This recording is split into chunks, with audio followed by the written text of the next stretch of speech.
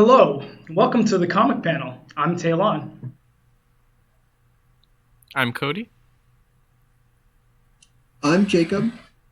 And I'm Shawenta. And today we're going to talk about the comic book Irredeemable, written by Mark Waid and Illustrated by Peter Krause. Colors by Andrew Dahlhaus. And letters by Ed Dukeshire. And the Plutonian character design by Paul Azkeda. Gotta say, he seemed a little generic to have like one guy create him for this book. When did this? You think so? When did Irredeemable come out? When did what come out?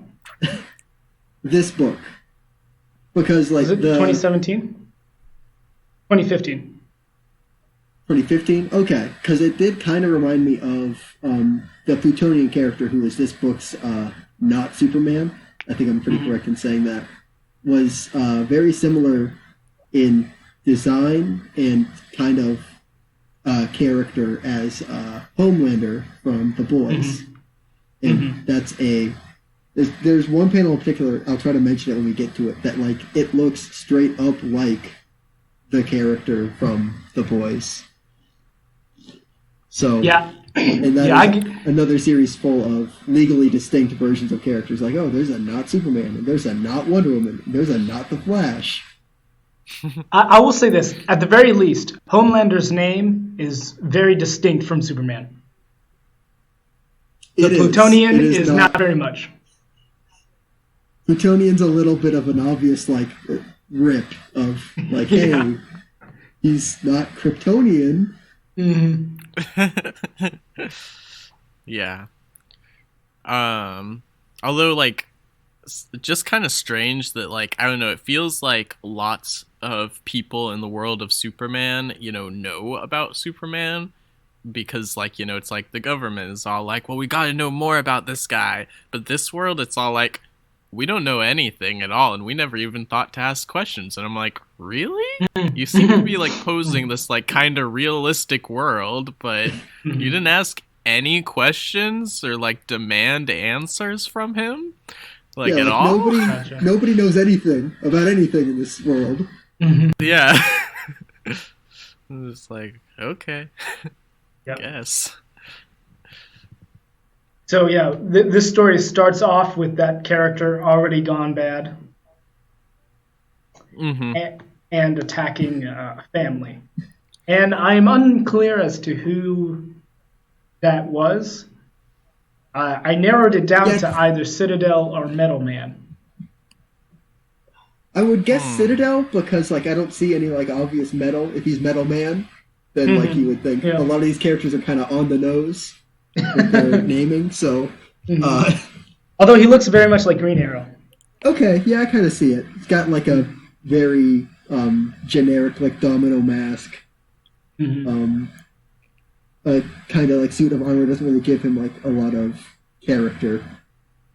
But, like, so, yeah, Plutonian... It didn't even matter, though, that they didn't give him character.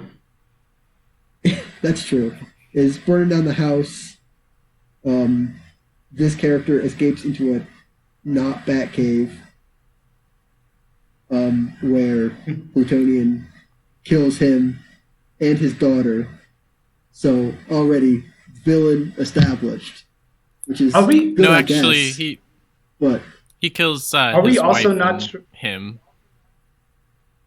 I kind of skipped over that, but that he also does that. Are we also not sure that he is not a Hornet? Could be the Hornet, because I guess the screen in this not Batcave says the Hornet fails to stop a Plutonian rampage. So it could be the Hornet, but also this is like nothing. So it is just a villain establishing moment. Yeah, I was going to say I don't think it super matters who it is, because I feel like most people who show up end up dead because of him. That is also true. And then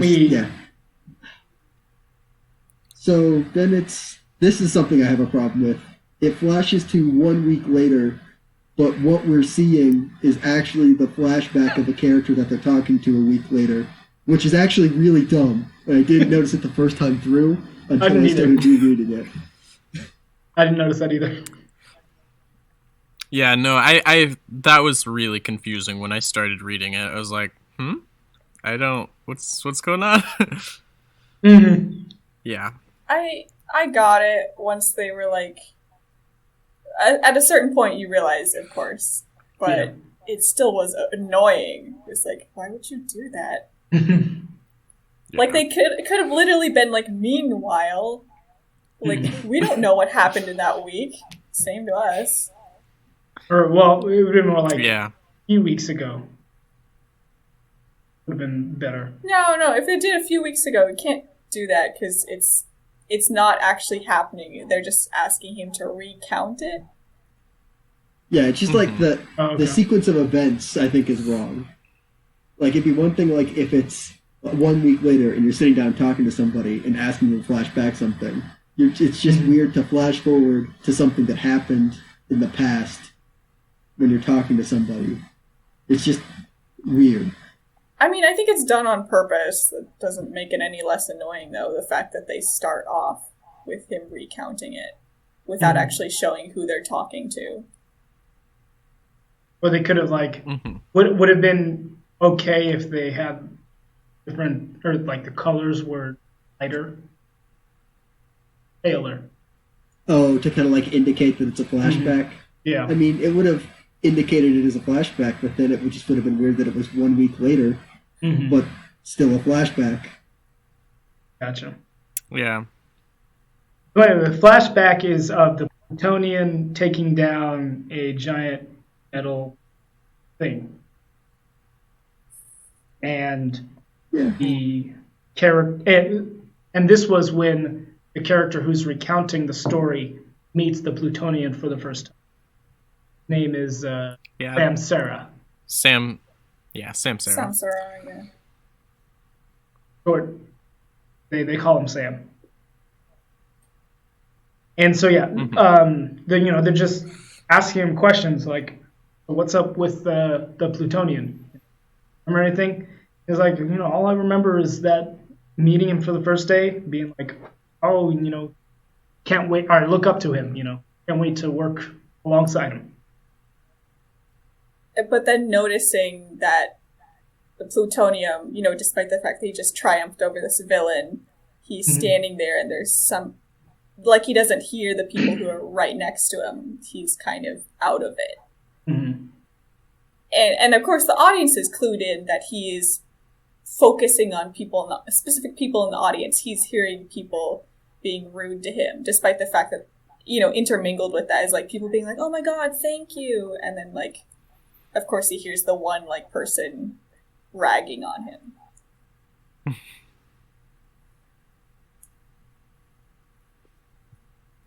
And I think Sam kind of says it as, it was a weird look that came over him, but he couldn't identify what kind of emotion it was.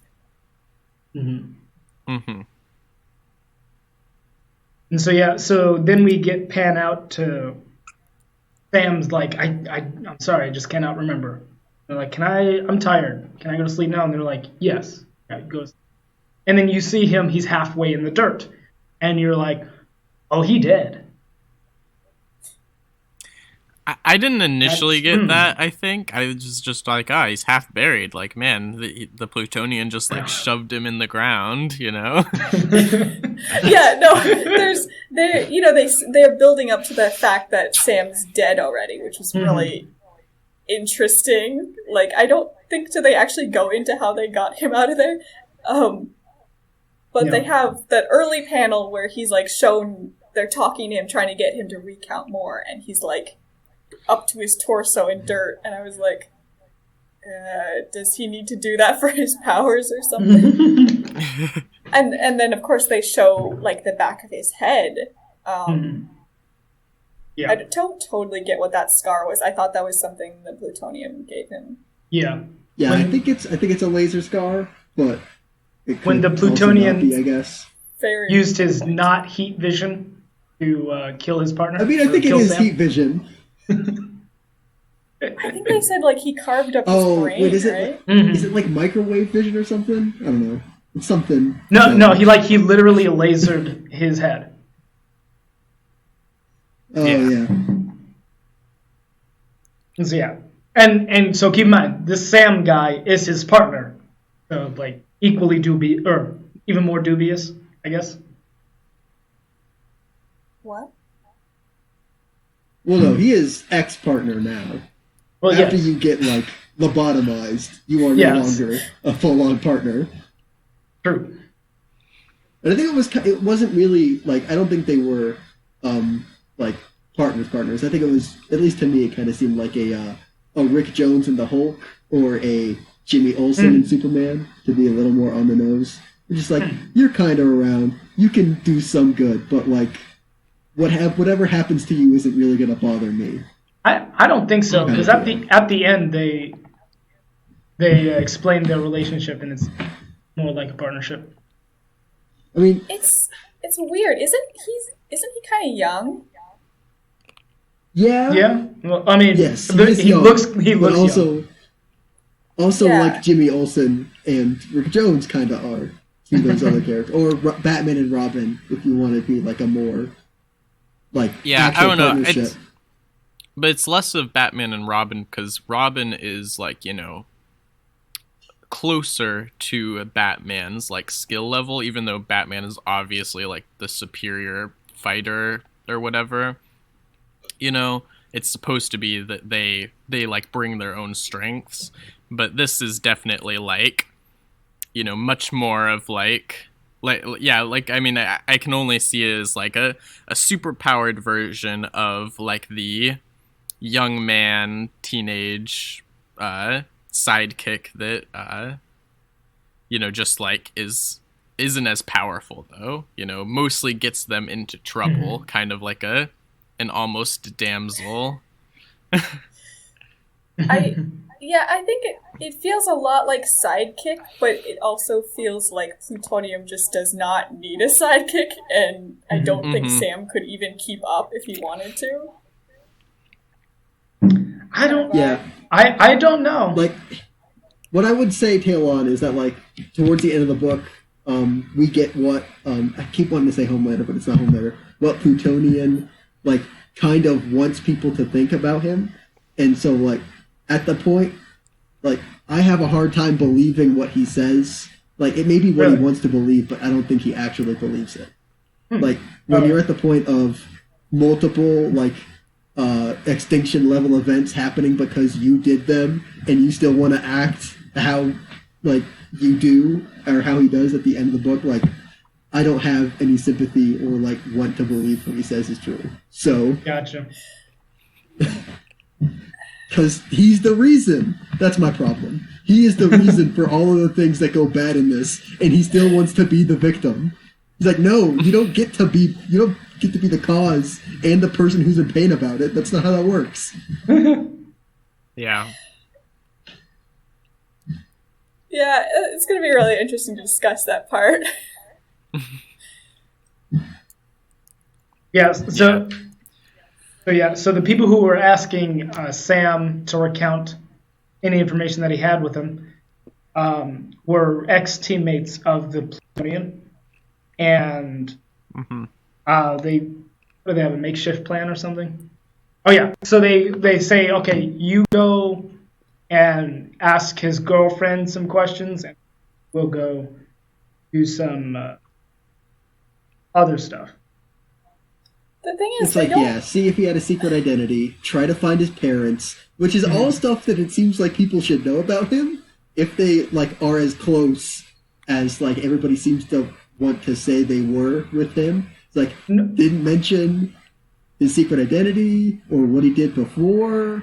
No, see, like I don't think that parents they were. claimed to be close to him that much. That's Well, why they went to were go see Sam. teammates. okay, but they Like, did they they did were, have like towards the end they were saying, oh, he said he came from like another planet. Oh, he said his parents were from he was orphaned as a child, mutant or whatever. And like all of them are like, is he just like telling us, you know, he all told us different things, like what's true then?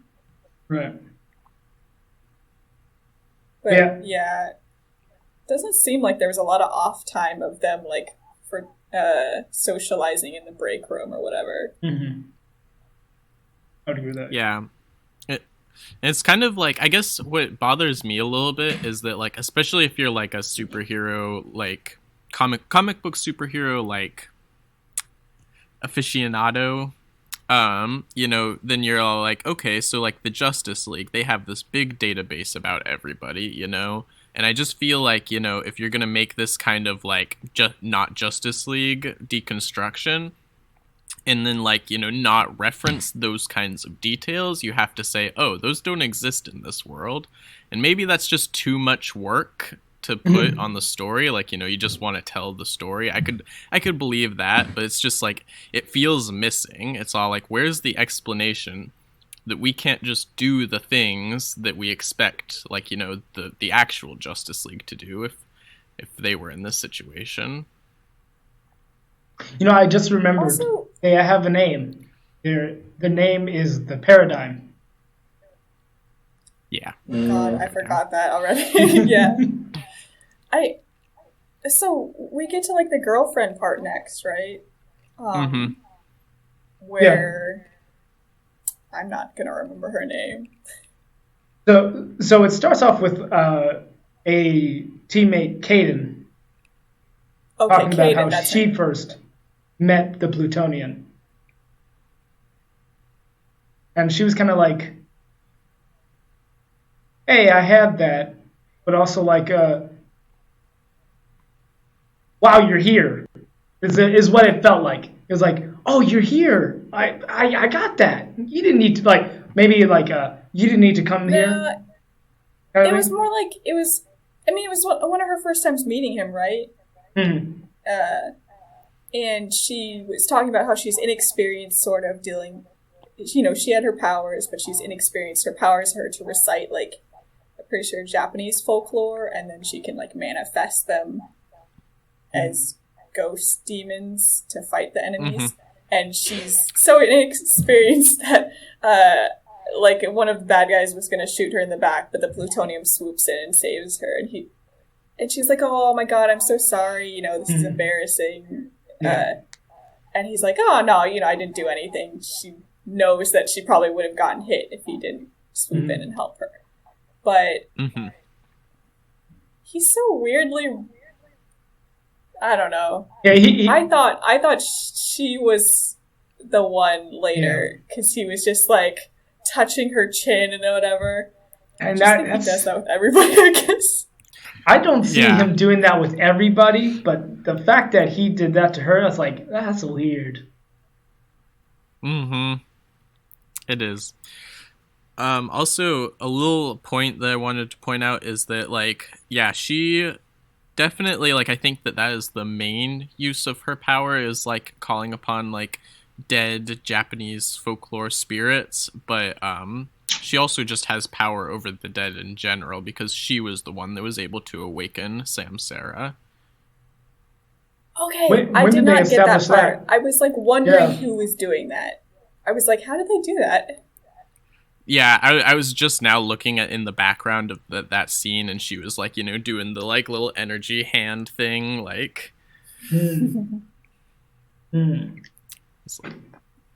Gotcha. So that was the past, and now we jump to the present, and she's the one looking for his girlfriend, whose name is Alana. And... yeah, so her hair is white now. Like, I don't know how long it's been between those two, like whether her hair got naturally white from age, or whether she just like got kind of freaked out and prematurely. Yeah. I mean, when a god's I don't know, it could be a side effect of talking to ghosts. Although I didn't even ask myself that question. It was like, there was a lot of stuff that is just like not explained in this book, and it's part of the problem of like, this is where we're starting the universe with this weird like evil Superman story, and it's like, okay, that's cool and all, but like, are you gonna explain to us who all of these characters who are like already established in this world are? Nah. I think they did it like kind of. No. Just grazing the water. It's like Gave you enough. Like I'm reading. Palatable. It feels like I had never read like a DC comic before, and then started reading like Kingdom Come or something. It's like I don't know who these characters are. I don't know what they're about. Gotcha. I mean, that's why I thought that there's books before this. I was sated. There's specifically a part about like when we get to the villains, like in issue 3, and they're like all in like somebody else's evil lair. They just keep tossing around names that I'm supposed to know who they're talking about, and it's like that's the problem. Who? When you did what? I like the premise a lot of like this is clearly the villain. He's pretty much a god, even in comparison to most of these superheroes. Mm-hmm. But then also the fact that they're trying to make me remember all these names and like get hints of their relationships just based on being like, oh, so-and-so get along, so-and-so don't get along. I'm like, who? They haven't shown up on screen yet. Like, when they get to the villains part, I was like... One of them doesn't show up at all. Superheroes? It's like, yeah, are you talking to people who are in the room with you? Or is this somebody else? No, one of them was completely somebody else. Villains. Yeah. Also, that might be bad design though. Why did they have the main bad guy that was dressed in purple also look like that one hero guy that's dressed in purple? You mean Volt? Is that what you mean? Huh? Yeah. Volt's the hero guy. Who's the villain? I mean, I can't remember what they called him, but he was the one that was kind of the leader of the villains, though. Okay, I know who you're talking about. Oh yeah, no, I know. He was the most proactive, Riddler, or whoever it was. Yeah. Yeah. Totally. Yeah. That's okay. See, that's the problem. When I can remember the characters best by who they're not, it's the Fixer. It's the Fixer. Okay. For some reason, I remembered as the Fixinator. I remembered it. Extra Phineas and Ferb in that. I mean, he looks different. He looks different from the hero, but like I was saying, I couldn't tell they were villains based on first glance, and that's like not super great design. Really? You would think that villains would be designed differently. I would have just gone with like what they were saying. I mean, when you're doing a story like this where you don't know them, you haven't had time to get to know them, you better be able to tell kind of what side they're on or what they're about based on first glance. Because we're not going to delve into their backstories. Who cares? Like, they died. Like, yeah, all but one of them are dead immediately after their first introduction. Yeah, I'm just realizing women didn't do great in this book. Not a lot of agency in this book. It's a little tough. Back to the story, we get the girlfriend, like how she met the Plutonian, and then also there's this guy at work. Okay, go ahead. No, so once we're getting into that, but they have to mention first that Sky City, the city they were in charge of, has just been destroyed, pretty much. Right. Not just been destroyed, but it has been destroyed by Plutonian. And the fact that, like, anybody who's left is either unable to leave or, like, because they can't see themselves being anywhere else and figure that the plutonium won't come back, or they're too scared to leave or whatever. And they're, like, hoping that the girlfriend is both of those things. And yeah, she's just chilling with a gun. And a cigarette. How to pass the time. So yeah, when Kanan first encounters her, she's like, oh, plutonium obviously sent you here to kill me. I don't know how you're going to fight a superhero with a gun, though.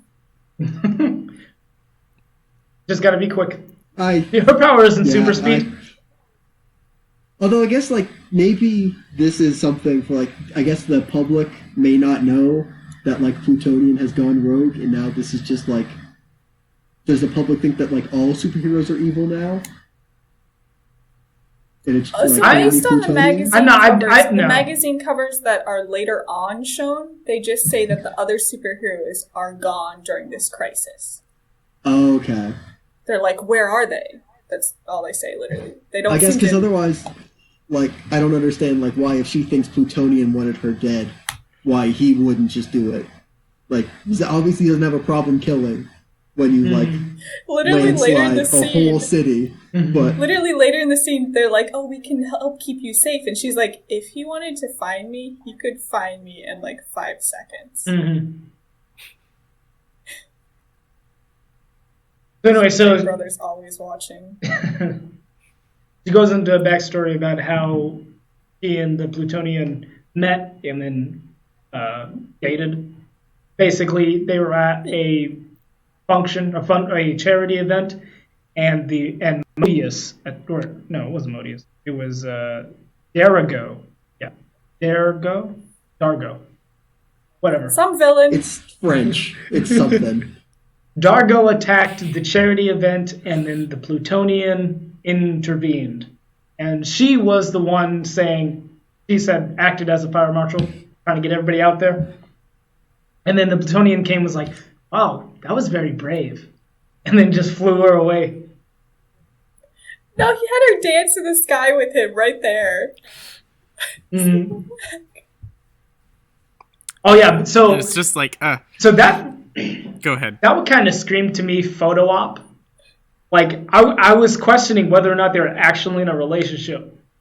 Because he just picked her up right in the middle of everybody. And I'm like, did you do that just to get people to say, oh, girlfriend? Because that was what they referred to Alana as before, was the media's so-called girlfriend. I found it really interesting that they couldn't remember her. Because...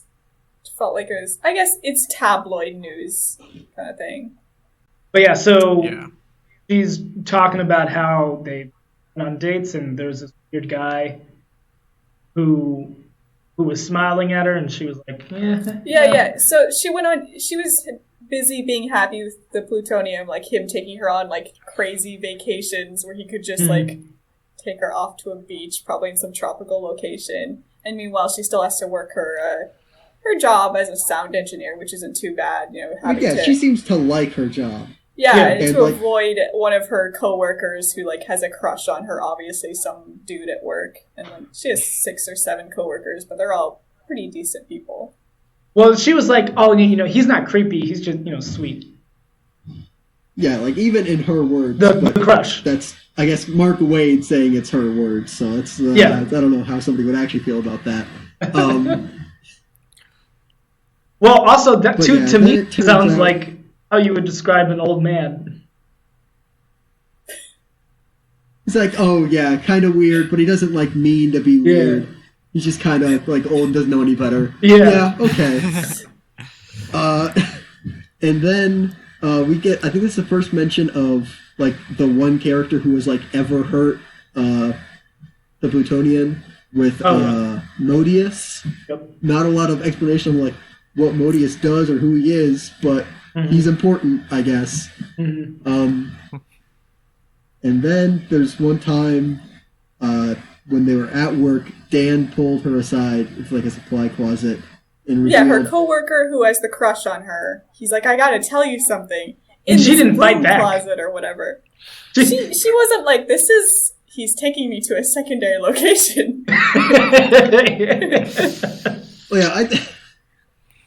I think she was more concerned, like, is something wrong? Is there something going on? Yeah. And then it's, no, I pulled you to the closet so I could reveal to you that I'm the Plutonian. And she doesn't take it very well. No. She takes it not at all. Really poorly. That's like half of the woman from Smallville. It's really interesting that, like, we talked, like, 2 weeks ago about, you should just tell your partner about, like, the secrets that you have, that you're actually a superhero. Right. And then, in this book, that isn't what you should do, I guess. Although I don't really understand her reason for, like, not being... Not to say, like, she's not cool about it, but, like, I don't really understand why she was that, like, upset about it. Well, this is one thing that, like, you know, and it doesn't spell it out for you very well, but like thinking about how he basically set up, like, I mean, he didn't set up the whole situation where they like first met at the fundraiser, you know, because obviously the villain did attack, and as far as we know, that wasn't his fault. But you know, he definitely saw that as an opportunity to be all like, "Hey, I like you," instead of, you know, but they were already working together. He already developed a crush on her, and then he was all like, I'm just going to use my superhero identity to just, like, get in here. I totally get why she was like, this is lying to me, and I don't want to continue this relationship, but her being like, now everybody, I need you to know this, like... Oh, yeah. Yep. You're gonna spill the beans because of this? Like, really? It seems like a bit of overreaction, but like I do like how he just like walks out, still like with his shirt like pulled out, and it's like, This is just a costume. I'm a cosplayer. So, yeah, I'm way too into him. Everybody's like, oh my god, he dressed up as her boyfriend. That's weird. Because did he change his face back too? No. I can't remember. No, he didn't. Oh yeah, because he has brown hair when he's Dan, and then like he runs his hair through it, and it's blonde. I also think it's interesting because, like, his real life is Dan, but like at the beginning of the issue when he rescued, what's her name? Alana? Kaiden. Like when Plutonian rescued Kaiden, he tells her to call him Tony. So, like, that's at least, like, two different, like, civilian aliases he has. I always thought it was just... makes that into a game later, doesn't it? Actually, no, I've just thought about it. Tony may just be short for Plutonian. Yeah. And it's just the Tony part of that. Yeah. Never That's mind. what I thought. But, I mean, I thought too deep. He does seem to revel in the fact that he could be anyone, at least... You know, he taunts the human population with that later. You can find me in that, and it's hilarious. It's a little funny, but it also runs into the problem of you can't be the supervillain and then also complain that people don't like you. Yeah. That's not how that works. Yeah. I'm still thinking about the fact that what Cody was talking about, where he very obviously was just like watching her and crushing on her, and then just being like using a different alias to get near her. Oh, I don't like that. That's so creepy. Yeah. Like, because obviously she wasn't interested in you when you weren't the plutonium. So suddenly you're going to be like, well, now you see the greatness about me, huh? Overlooked this nerd, did you? Like, no. Maybe you guys just never really knew each other then. I don't recommend this, but it would be better if you just rubbed it in her face. But you can't expect the relationship to continue from there. Yeah. Yeah. It's like, you can't do that and just be like, perfect guy, aren't I? Yeah, and so like the chain of bad decisions continues at this like radio station where they're like, oh, now that we know our co-worker is actually the Plutonian, we need to send it on the radio and let everybody know. I can't. And like, I'm even if I don't away. understand like why she did what she did, I understand what like the radio station did even less. It's like, wait, there's no monetary hold on. gain. How badly do you want to break this news? Where like nobody even stopped to think about like, oh, this actually might not be good information to know. Yeah.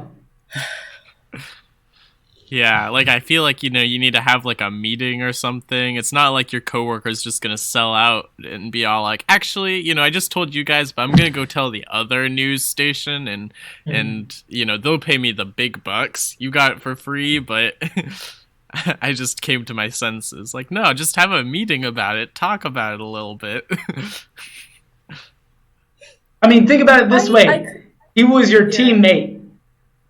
Like, he was a coworker. And you're just going to oust him like that?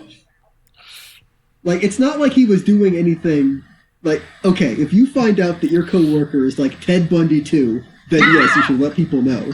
But like, you just found out that he is Superman. Right. Why is the first thing to like we need to let the public know? Mm-hmm. Yeah.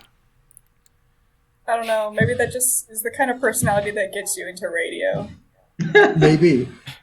We say like broadcasting on a radio station. Yeah, like I mean we brought it up earlier, like, you know, we were all like kind of joking about if he was just like, this is just a costume, and then they make fun of him for that, and it's kind of sad, but like honestly, like they should have thought of that too. Maybe it was just a costume. Like they should be like good journalists and like fact check way too what's going on. ready to accept it. Right. Yeah, so he destroys the satellite. I wonder what they would do during a Halloween party. So I don't know. They seem like pretty. Yeah. They're like, all right, everybody, the Plutonian is, and then the Plutonian just flies and destroys the satellite before the radio signal can get to it. So, can't get the word out. And they're like, how dare you? And he puts the fear of God into them, basically, or the fear of Plutonian. Yeah, And it's like has them realize how bad of an idea it is to just like broadcast who he is and where he works. Yeah. When he's not being the Plutonian. Mm-hmm. And then he takes Alana away, and he's like, I forgive you.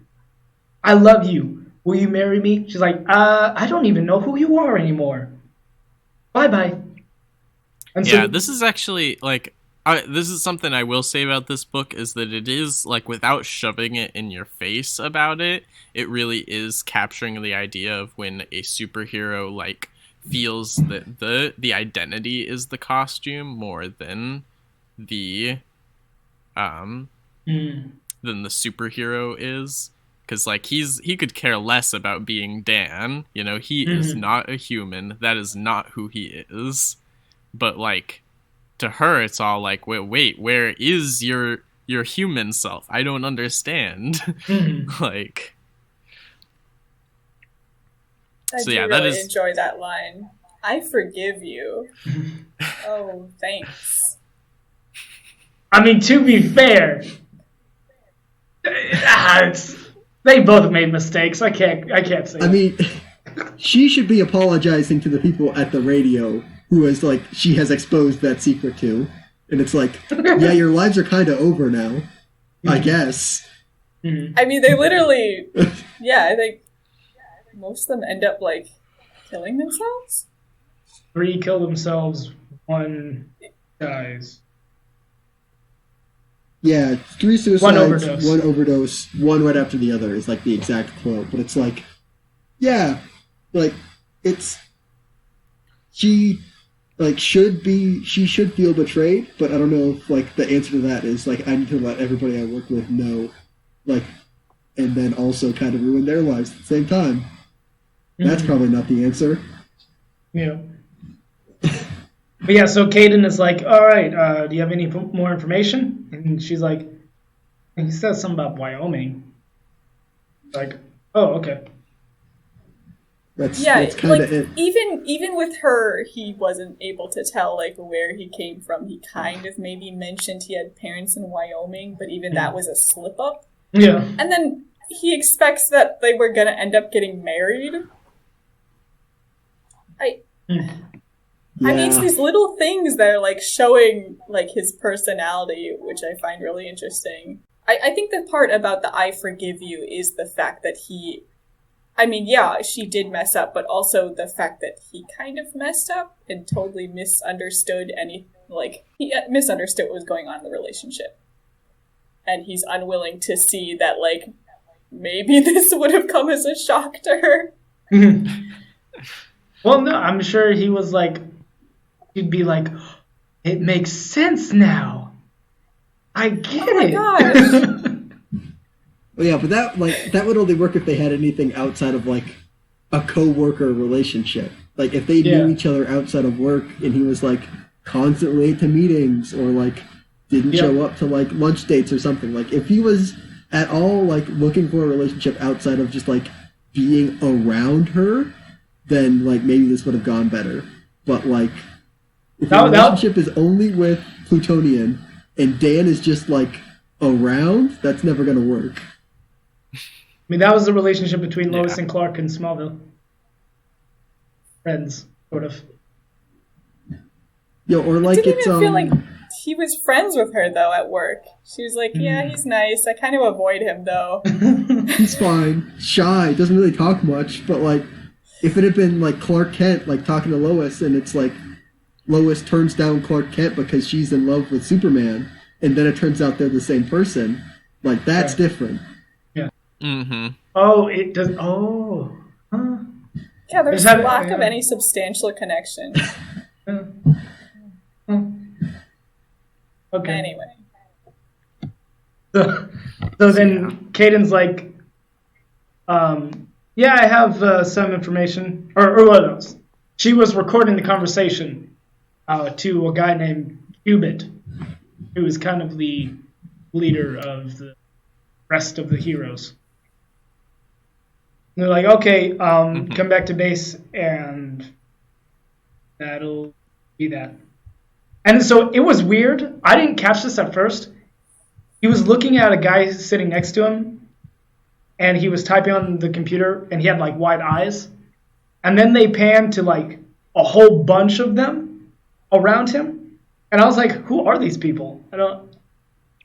Did you catch who this was supposed to be? Yeah, I did. recognized it. Weird Modius robots, yeah. Or at least like But you know they're robots, but they could be like confused. clones or maybe different alternate versions of Modius. Who knows? Gotcha. Yeah, no, I didn't catch that at all. I was like, "Who are these people?" I mean, And then that's fair though, because it is just like dude in suit as his character design, which is also kind of lazy. I'm just gonna say, like, I get it. Bad guys wear suits, cool. But how am I supposed to like? This is the second time I've seen this character. Like, you got to give some kind of like distinguishing feature. Give him a scar. Give him a weird tie. Something. And in the first time that we see him, he's only in like 2 panels. Yeah. And then next chapter, we get into some really weird stuff. Yeah, so I have some questions and some theories about this scene. So, sure, go ahead. Okay, so like the first page of this chapter is Plutonian, and it looks like one of his teammates, I can't remember her name though, what she goes by, but they're in bed together. But Betty. Betty. Yeah, you're right. But then Plutonian is also like, you know, there's him, like, you know, obviously like naked and on top of her, but then there's him suited up and flying above them. There's 2 of him, and this isn't the first time. I thought it was different. One on the bed. I mean, one on the bed has like a goatee thing. As the camera turns around, as the camera turns around, you realize it's somebody else. That he, it's these 2 people that he's like conducting. He's telling them what to do. Yeah. My theory is that he's just such a narcissist that the only way that like he can get off is like seeing himself do it. But no, he's just reenacting it. I think he's just constantly reenacting it because he's so obsessed with like viewing it from all angles. I think it's just him trying to recreate Bet. I pronounce it Bet. It's kind of E at the end. Bete. Well, I usually see Betty as I. Yeah. See, I would say Betty is Y, but I don't know. Yeah, Bete, I think it is. So, but yeah. I just don't think they're going to have a girl named Bet. Yeah, so I was like really creeped out the fact that he forced these 2 people to sleep together and have them wear a wig. I'm like, okay. Yeah, it's weird. It's bizarre. Not a whole lot of explanation other than, like, it being bizarre is like the whole explanation. Yeah. But, Yeah. Yeah. Okay. That dissolves like a different theory I had though. Now that this is what I was talking about. I had said earlier that I read this book in two chunks, and so I forgot that I realized that those were two different people. So okay. Gotcha. Yeah, we'll talk about the next part that I thought linked up to that part. Anyway. Next we get also we didn't mention that the wig comes off of the woman, and she's very obviously doesn't have short bobbed black hair. She's blonde, curly hair, I think. And she's kind of crying, and the dude who's with her in bed is like, just, you gotta follow along. You know, we both don't want to be here, but we can't just say no to the plutonium. And so then we get Charybdis and Scylla, two twin brothers. Not great names. Goes by Carrie. Yeah. Yeah, it's a weird like Greek thing about two monsters that were like on opposite sides of a body of water. It doesn't have anything to do with like their powers or anything like that. It's just like these two things that I don't think were even related, but like they were close to each other, I guess. So that works. And so they break into a condemned prison. Yeah. I think prison. And it was scheduled for demolition by Reber Industries. Remember? I don't know. That'll be important later. And so then we get the villains. Hey, there's that giant robot. Oh, yeah. From the football team. That the Plutonian took down. Baseball? Oh, okay. Yeah, so they're in I don't know if it's necessarily a villain layer, but they are in a layer. No, that is the Plutonian's layer. That's not a villain layer. That's his, I thought. No. I don't know if it's the Plutonians. It's not the Plutonians, because the villains that are there discuss specifically, so-and-so of our group died, and thank goodness I grabbed a hold of his holdings, I think. Okay. And so I thought that was his lair. Gotcha. Yeah, this is the layer of... I think it's Inferno, who is like also like the owner of Reber Industries. Yeah. Well, I think his alter ego is something Reber. Yeah, and Inferno is. But yeah, I just kind of assumed that he was like somehow related to Reber Industries because that's a weird name. Yeah. Like, but even common. figuring that out wasn't obvious. Like you had to get like halfway through this part of the chapter to be like, okay, I think I know who they're talking about now. But yeah. Scylla goes into the prison to eavesdrop on the villains meeting, and they're trying to come up with a plan to stop the Plutonian, and they're just looking around, seeing all the weapons, and then they just come across the Plutonian just heating up some coffee, I guess, and just walking out. I do like that they're like going around this dude's villain lair, and they're like, oh man, this is awesome. I saw him once like, hit a tank with this or something, and they're like grabbing weapons and stuff.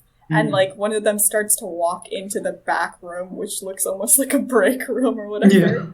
Yeah. And there's the plutonium just like, getting coffee or tea or whatever. And everybody, as if he works there.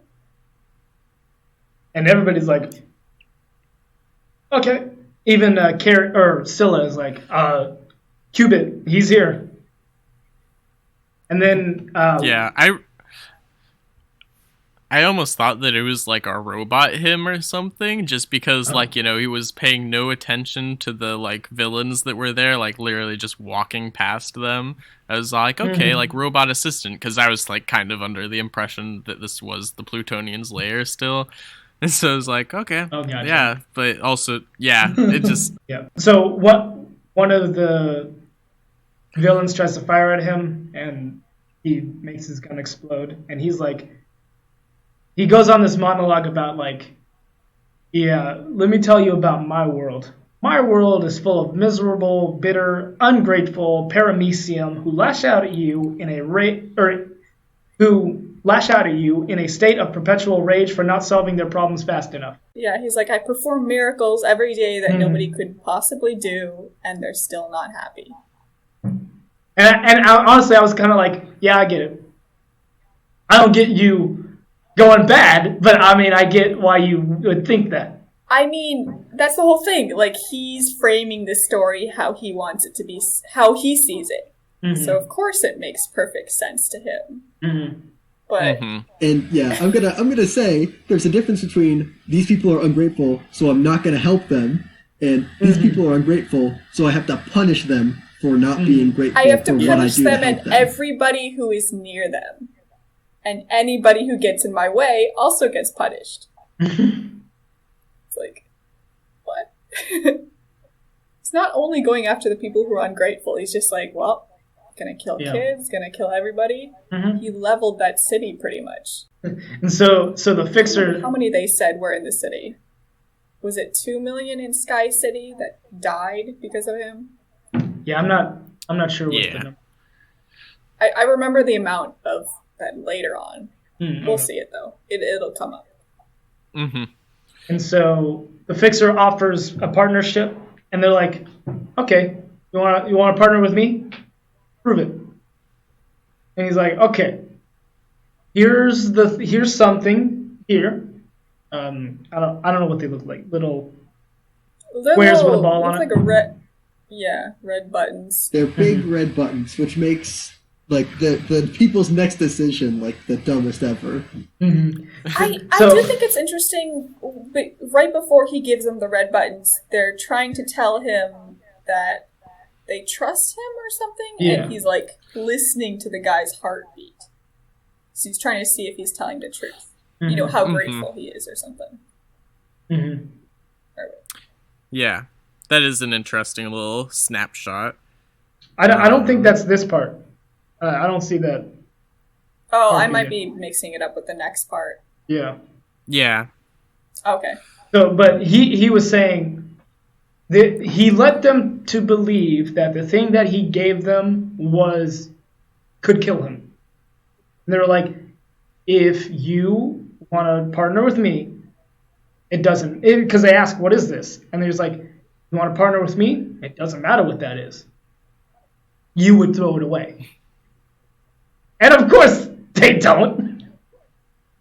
They're like, oh, yeah. that's I mean, I get it a little bit, you know? Like, obviously, it's another instance where people should have been a little bit more skeptical, should have, like, you know, thought about the consequences of what they might do.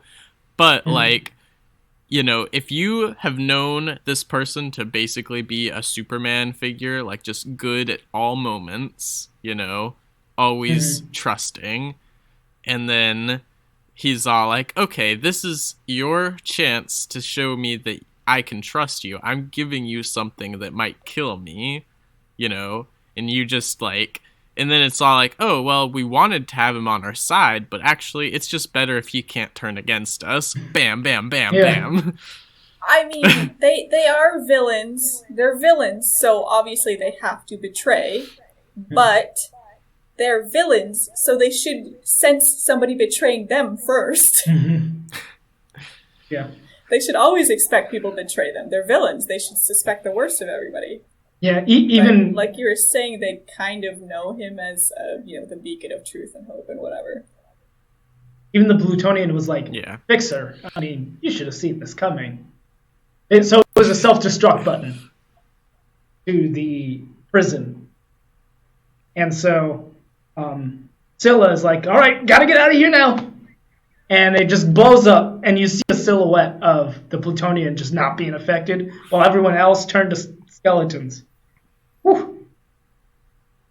And the Plutonian kind of hears somebody, and there's a woman who like put up a force field right before it exploded, and so she's under this rubble. Yeah, one of the villains. Do we know? Enchanter? Yeah, yeah. Which I was like, Enchantress? That's very subtle. But he was like, Yeah, I bet and you then look he's good in a wig. no. Even if I'm planning on putting a wig on somebody, I don't go up to them and be like, I think you'd look great in a wig. Like, You're just not enough of a supervillain, I guess. no, I mean, like, it's just such, that was such unnatural dialogue for me, though. Like, he could have just, like, looked at it and be like, you'll be perfect. Like, but he just straight up says the wig thing. I'm like, she don't know what he's talking about. Why is he talking like that? Like, he knows what he's talking about. I don't know. I've heard that kind of dialogue so much that I'm kind of used to it. But, in movies, it's like made it more ominous. So it's like, I'm what just do you saying, mean? like, I feel like he didn't have to mention the wig, and we would have known, and it also would have felt more natural. Oh. And then we see Scylla's mask broken and his bones. He did not make that. Yeah, they were trying to get him out at the last moment before the buttons even got pushed, and man, That work. Yeah. Later on, they have that his brother does make it out, but like with the two masks on the ground, it really seems like they both died, and they don't really. I don't know. Yeah. Like maybe it's meant to be a twist that's like the other brother is alive, but it just like feels like the book lied to me. Well, what happened, I think, is that the blast kind of knocked his mask off. Because he wasn't, like, unscathed. He was, like, in a coma or something. Yeah, he was, like, waiting right outside the prison, so at the very, the outside of the building, so he still got he got hurt by it. He got hit. Mm-hmm. And so next chapter, we get to see Cubit meeting the plutonium. Now, I'm not exactly sure what went down. At least on Cubit's end, because it sounded like he was like, I just went here to get cheese. Okay, so this is my understanding. He went there to get cheese, but then he sneezed in front of the queen, and the queen thought that as an insult, and she was like, I want to marry you. And then he was like, nope. That's all I got. I don't know if it was her that wanted to marry him, but it sounded like he was about to be forced into marriage because dishonor. It's like, the only way to make up for dishonoring is you have to marry them now. Well, to be fair, I mean, these are aliens, so their ways are not ours. But yeah, it is just for, like, weird alternate dimensional cheese. And, which I don't really understand why it's that big of a deal. You should have just gone for the cheese. Like, I don't know why you had to, or talk to the aliens. Mm-hmm. Yeah, and then, the Plutonian saves him. Yeah, he has to build a portal to get back to Earth, jump between the dimensions, and the plutonium is helping protect him from the aliens who are pretty pissed at him trying to leave. And then he shares something with him. He tries to give him the purple cheese. Oh, gotcha. Which looks like a sponge. A little bit. Like, before Plutonian leaves, Cubit asks him a question about, like, all the power that he has, all the responsibility, what does it feel like? And Plutonian doesn't answer at the time. He just kind of flies away, which is kind of rude. Yeah. But... hey, man, you don't know, man. Maybe he heard somebody in distress. I mean, that's why he gets the pass a lot of times, right? Where they're like, they asked him questions and he just he avoids answering it. And they're like, well, he's the best of all of us, so I guess it's fine. Yeah. Yeah, it does establish quite a pattern of just, like, zoning out, kind of. Like, I don't want to think about this, so bye. Just gonna dissociate. So, we go back to the base, the hero's base, and Gilgamos and Bet are there with Cubit, and they're like, why are all these Modius robots walking around without a face? They're like, I thought it would be better. That's disturbing, because Caden had a problem with it. Who found it disturbing? Oh, Caden. Okay, yeah, Caden's like, why do you have all these Modius robots? And he's like, is it bothering you? So he takes their faces off. This will make it all better. No face. Yeah. That's the problem. Yeah. So I mean, I don't know who Cubit is supposed to like not be.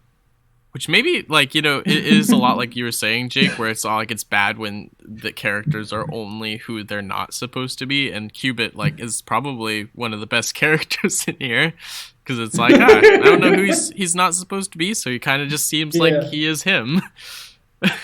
Right.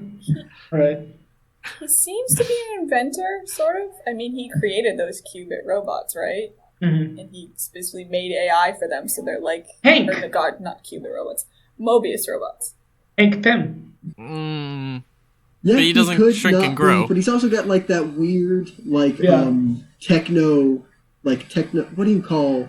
Mr. Fantastic. It's like technokinesis, I guess. Like he is like able to talk to technology and like manipulate it. Oh, so gosh. I don't know what that is. Like that's. Oh, Mr. Fantastic unexplored. meets MODOK. Kind of. Yeah. See, it's like, it is anything. But like, yeah, I know there are characters that like have been technokinetic, but none are springing to mind. Mm-hmm. Yeah. It's not an entirely new power set, but... Yeah. So then we cut to the UN. The turtle. Is it the from the Flash? The turtle? From the Flash, He there just was goes a super a slow. hero. Okay, it wasn't the turtle. It was there was some guy who was like one of the bus metas, and he had the power to control technology. I can't remember his name. Kilgore? Yeah. Yeah, it's Kilgore, but with like a percent sign instead of a. Yeah. Okay, but the point that I was trying to make is that like it is a power that we've seen in comic books before, but he isn't a specific person, obviously, because it's like, you know, that just isn't a popular character that we've seen with that power. I mean, it seems like it's pretty strong, especially like in modern day, but whatever. Mm-hmm. So to the UN, like we've got like the UN president. I don't know what you call like the UN leader. Is like talking I think he was the U.S. ambassador. I thought it was the U.S. ambassador. Well, he's a secretary. They call him Mr. Secretary. Oh, okay. So maybe he's Secretary of Defense, Secretary of State, something. But yeah, it's talking about, hey, plutonium is like a worldwide problem. What are we going to do about it?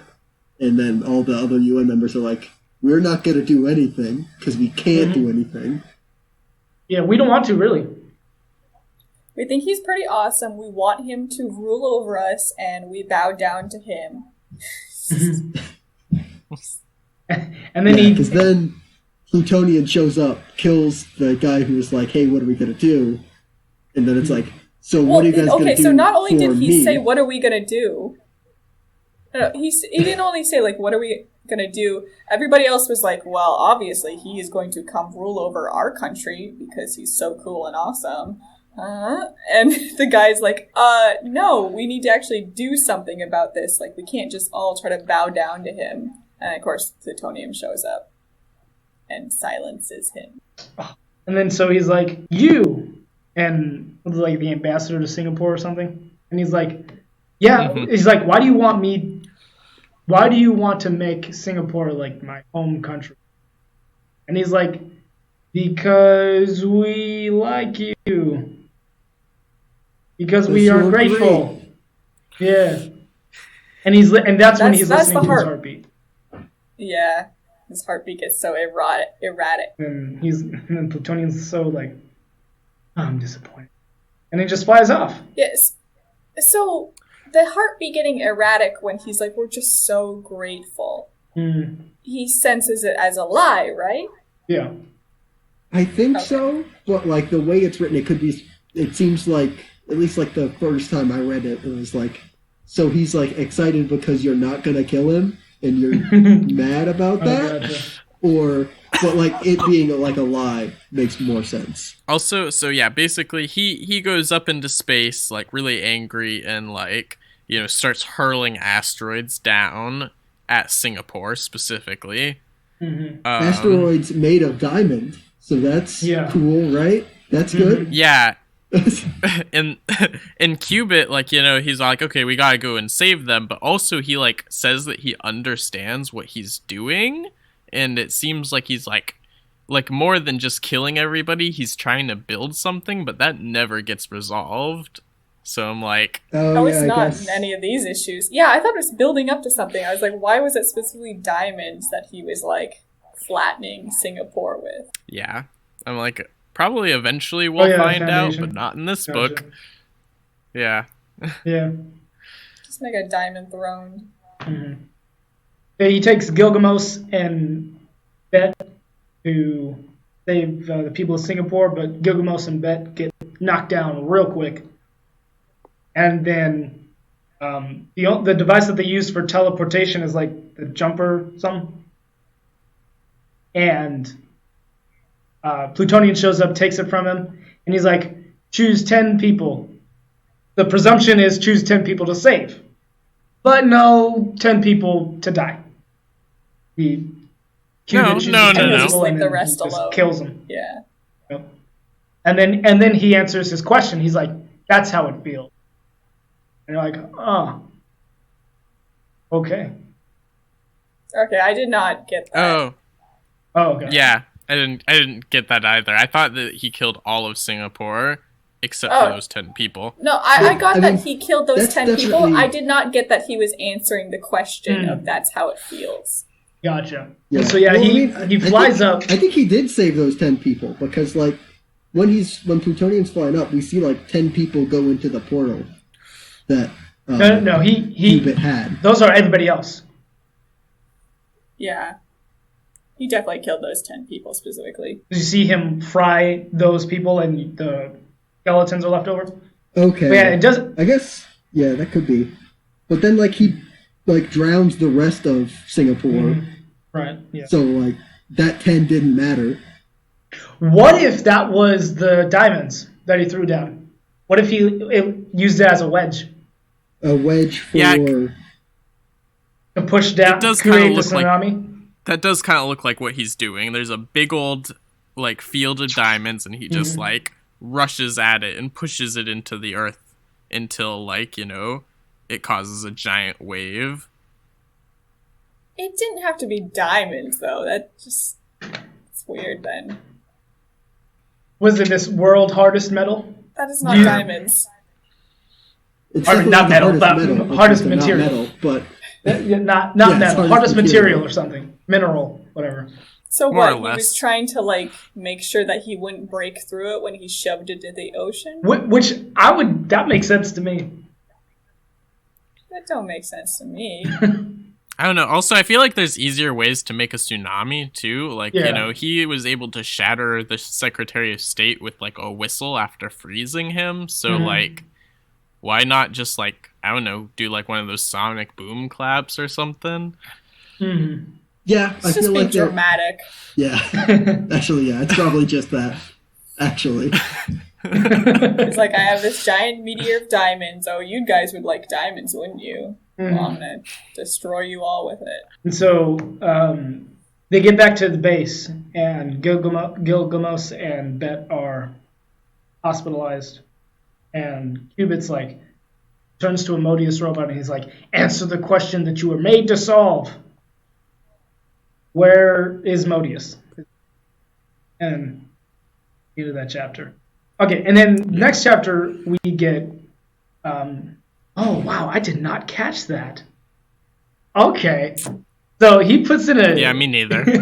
He puts in a DVD basically, and then the entire world gets like the same broadcast of the Plutonian saying, "All right, you know, you've been wondering what's going on, something like that. Like, you should be hearing me." And he was like answering fan mail, is what he put it as. And yeah, he just so starts people in naming the people. last week or so, God, he's targeting specific Mhm. singular people in countries, just these random ordinary people, and he's like, Yeah. this is what you were thinking about me in the last week, and here to Mhm. answer your question, you know, am I horrible? Da da.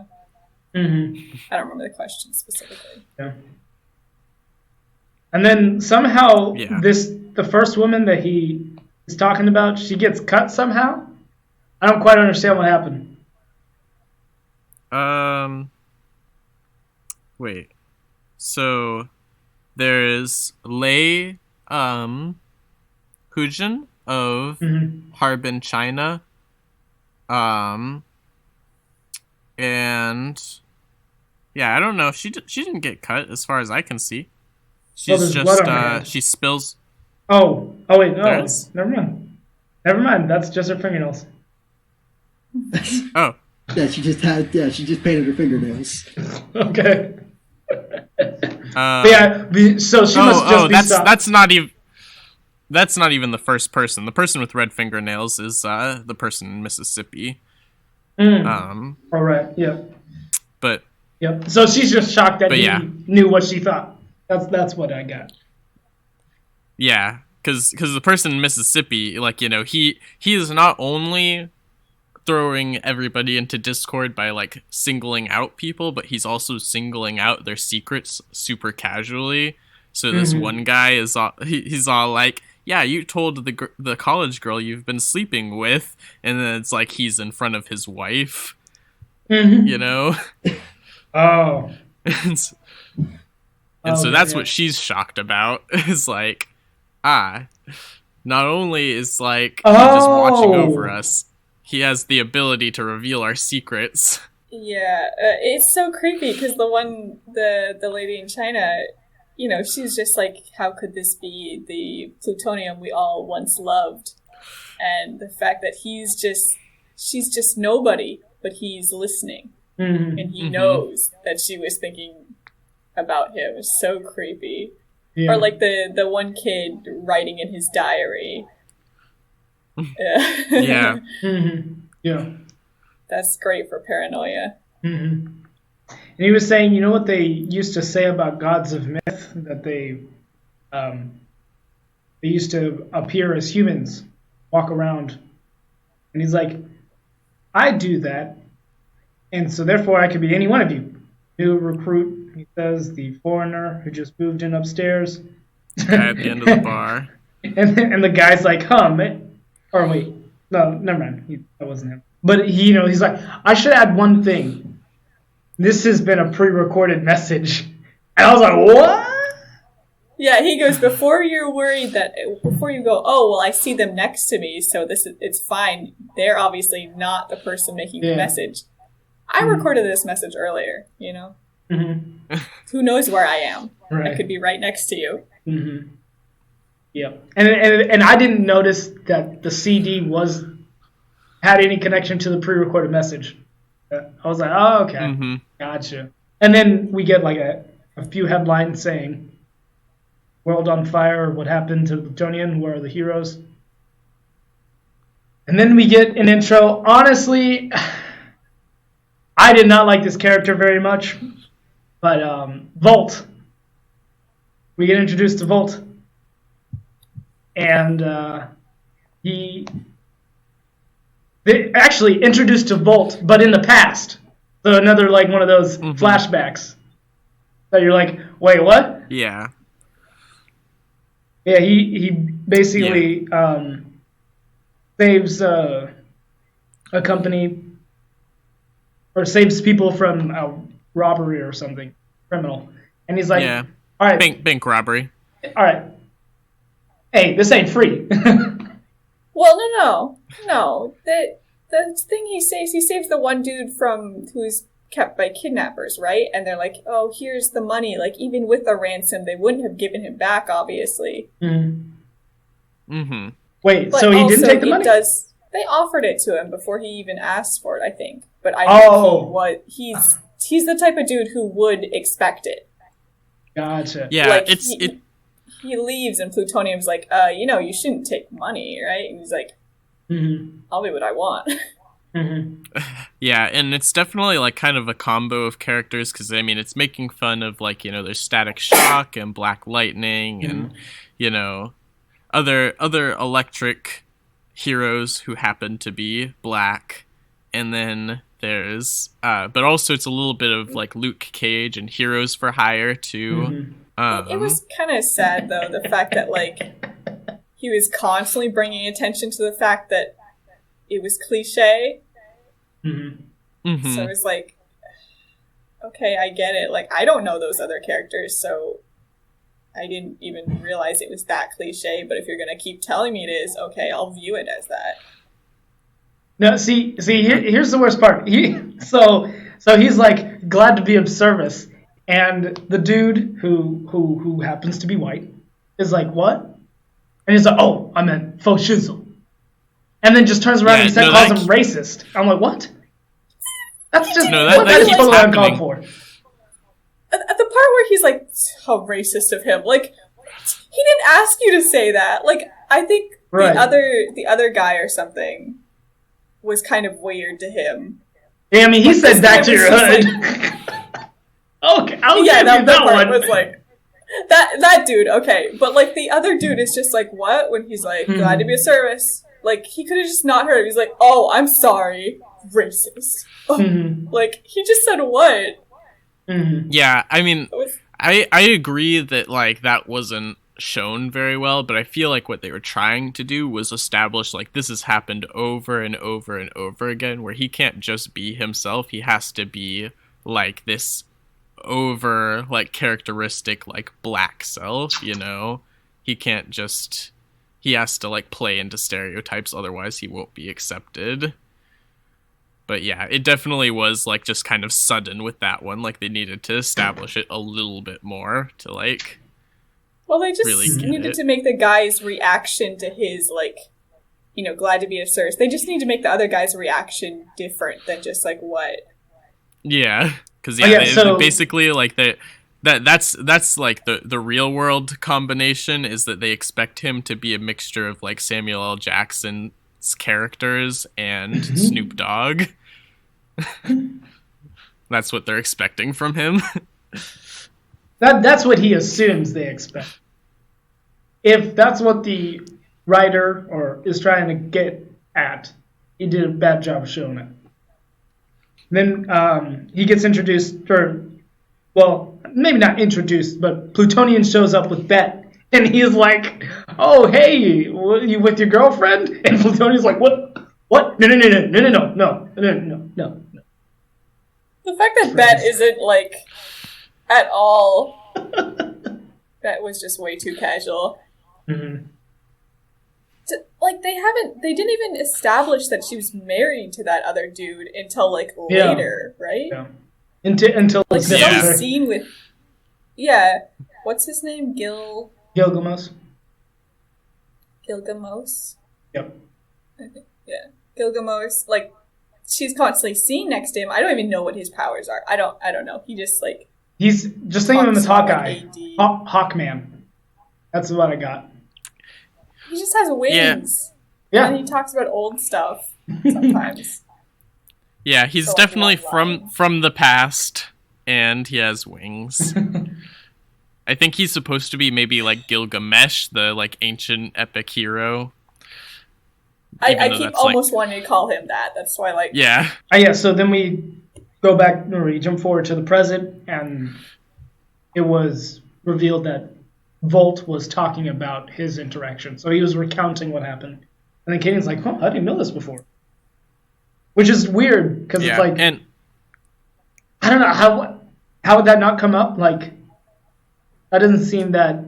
I don't know, maybe it was like so nothing that he didn't think to bring it up.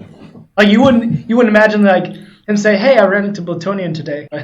Well, I mean, some of the people there were there. I think that he was recounting it to specifically, like, compare it to recent events, you know?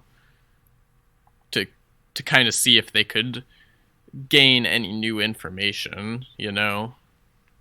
Gotcha. But yeah.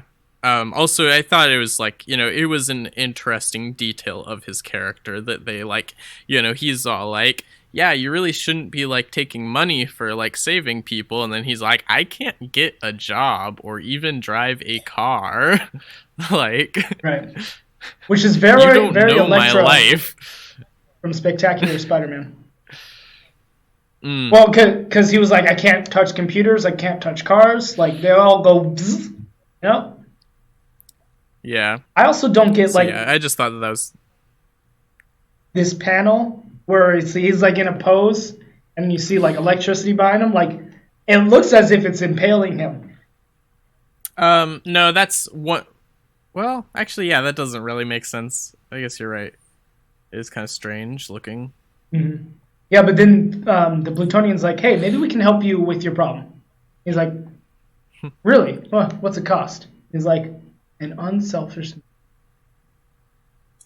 And Yeah, I'm guessing that he did that in this chapter. I'm not sure. That panel is the one that makes him look a lot like Homelander from The Boys. And that's also kind of where, like, that is a lot of where, like, their characters kind of collide, where it's like, I need you to be, like, a pure superhero for once. Even though, like, I'm guilty of something way worse, I need you to stop doing this, like, other thing.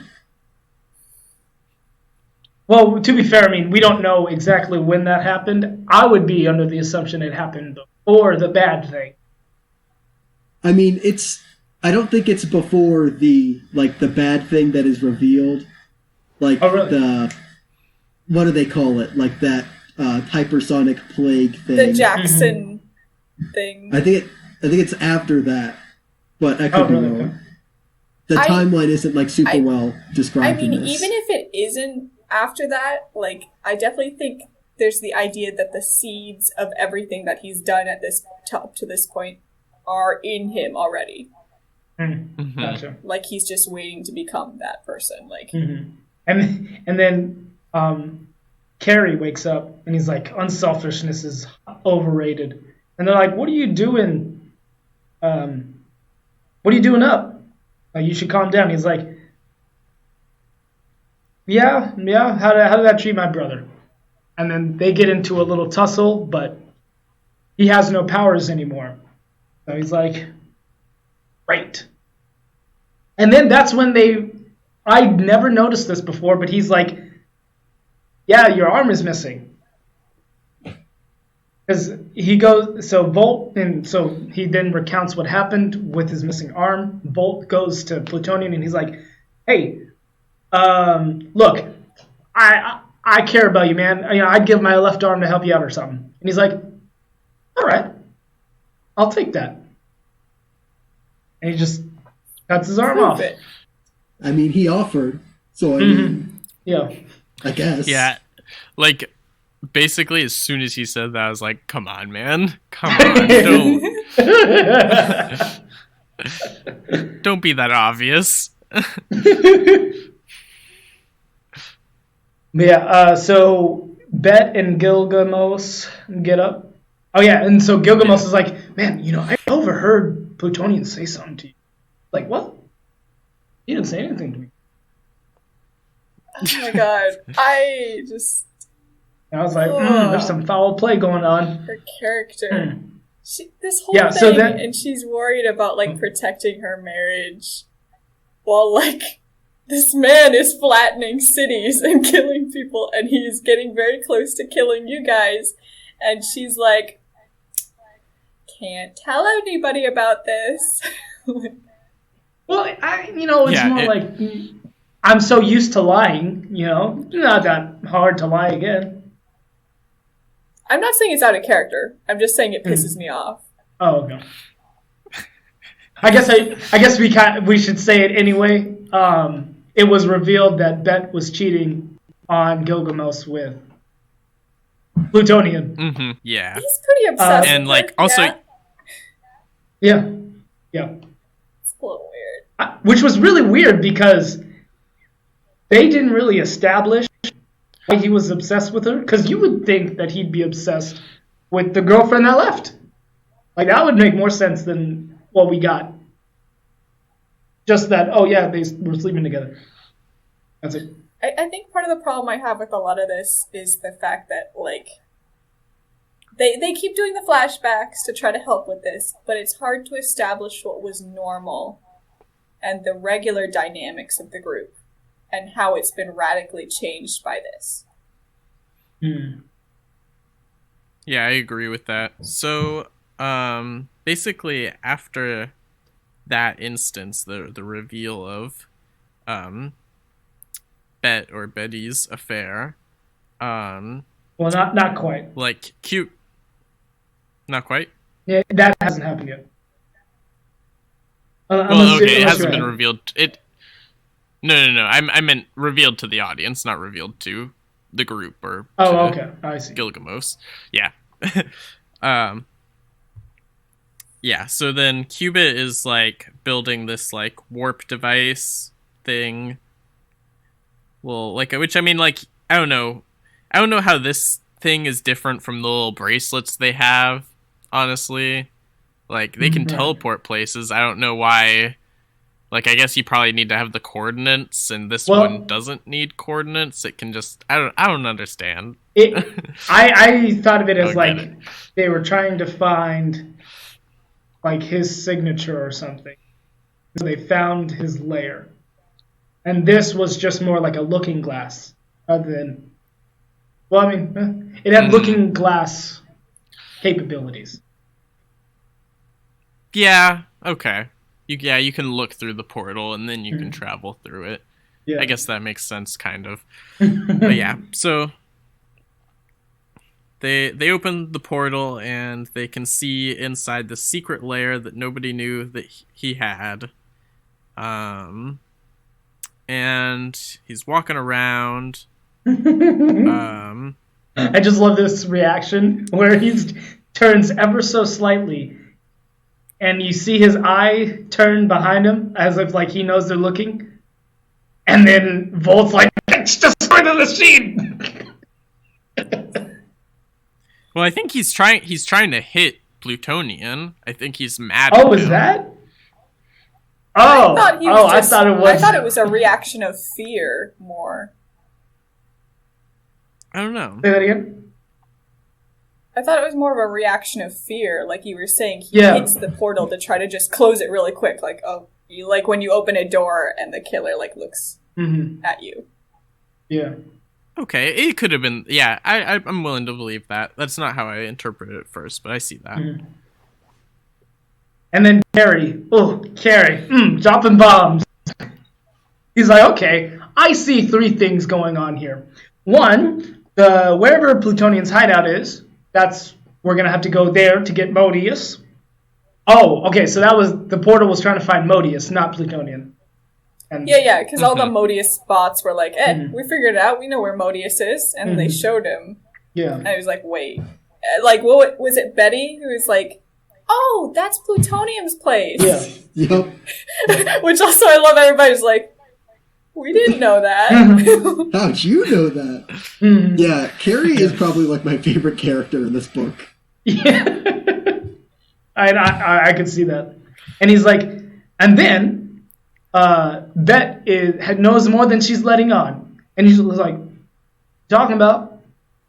You don't know what you're talking about. And he's like, well, isn't it obvious?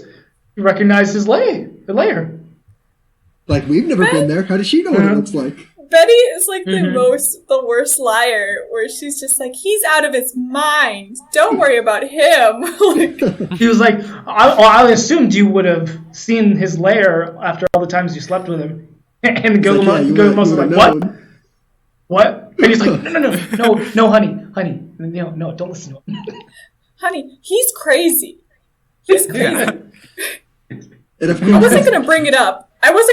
Until now, but I do think he's crazy and we should not listen to him. Yeah, of course this gets Carrie smacked, but then like he drops the bomb that he probably should have dropped first. It's like all of those robots that we have that have the mind of the world's most dangerous criminal aren't around anymore. Yeah. Drama. He's like, I feel like that was his Batman moment. Like he's not any character that I recognize, but that's it. Right there. Oh yes, he is very dramatic. Where it's like, oh yeah, no, you guys didn't notice, but I did.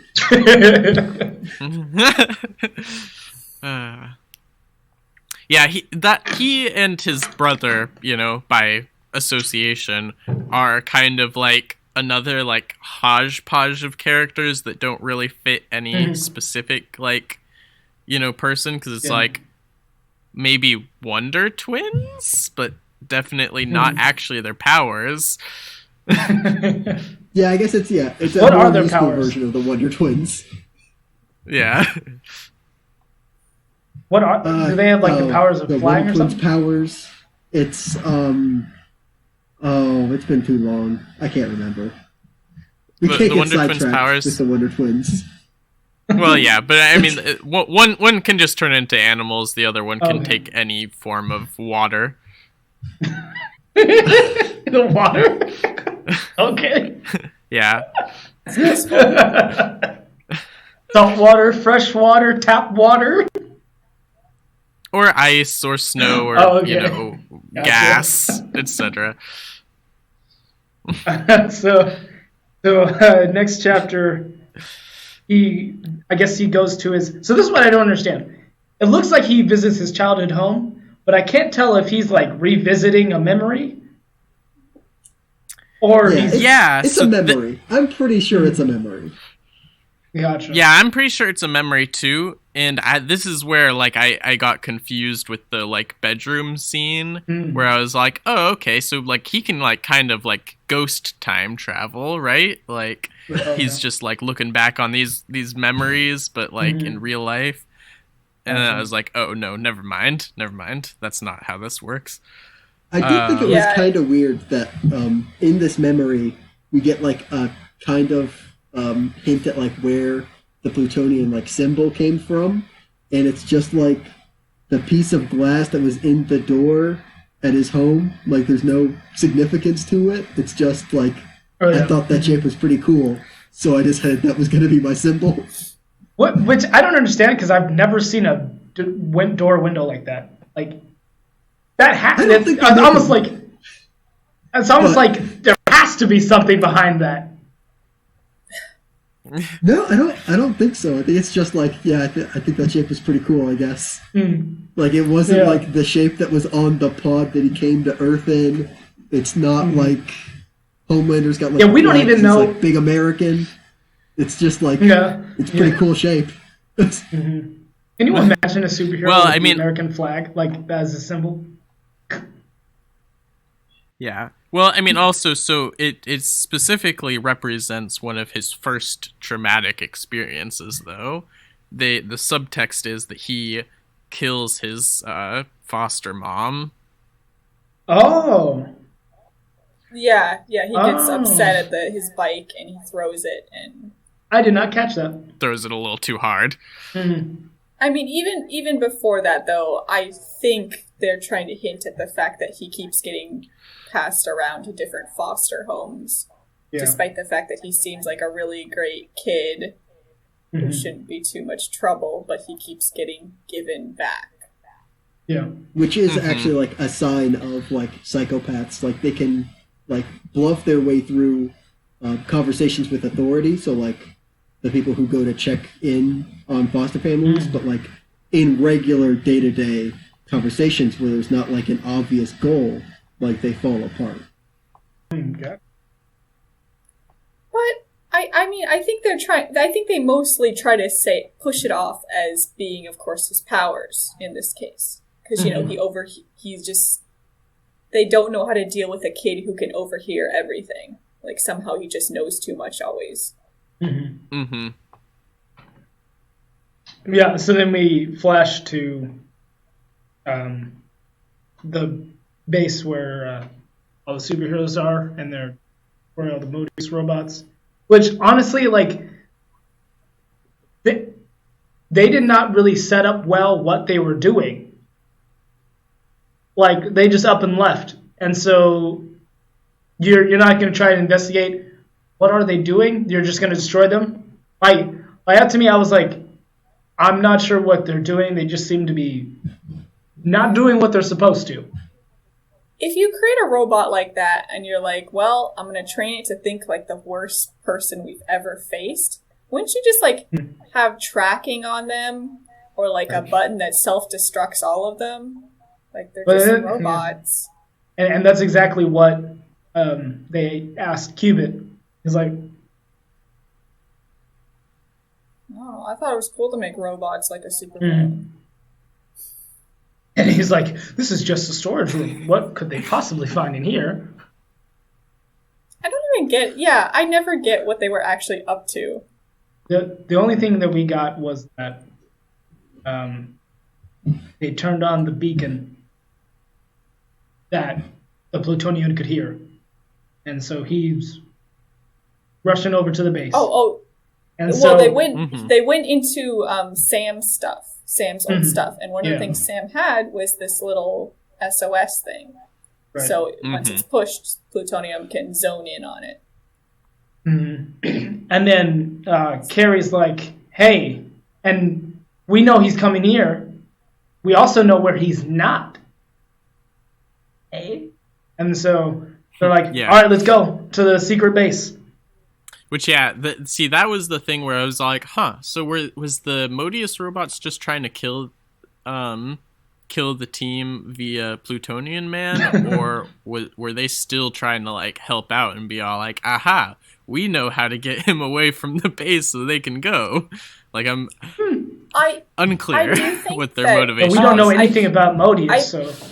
Yeah, I think once they discover Modius or whatever's happened to Modius, I think it might point to, like... Because at that moment, the robots all synced up and figured out that question, where would Modius be? And so I guess you can assume that they have achieved peak Modius thinking, so suddenly they're going to carry out whatever Modius was up to at that point. That's what I thought. And so Carrie stays behind while the others go to the base. And then he's like... he tells them, I can buy time, I'm expendable because I don't have my powers. Yep. And then when Plutonian shows up, he just turns on the TV and there's a bunch of people talking about a plague. Well, Carrie's the one who turns it on. Yeah. Plutonium comes in and is ready to take Carrie out, and Carrie switches on all the TVs to this news from the past. Right. Then we go to Plutonian's base, and it's in a volcano. And they're just walking around. They got a Modius robot's head, and they're just walking around like, all right, where are we going? And they come across something horrible. And then we don't see what that horrible thing is before we go back to Carrie and Plutonian, and they're talking about this plague that is virus-like plague. They assume it's extraterrestrial, and liquefies the skin and muscles, animates the skeleton, spreading like wildfire, that kind of thing. It's only in children. Adults don't get it.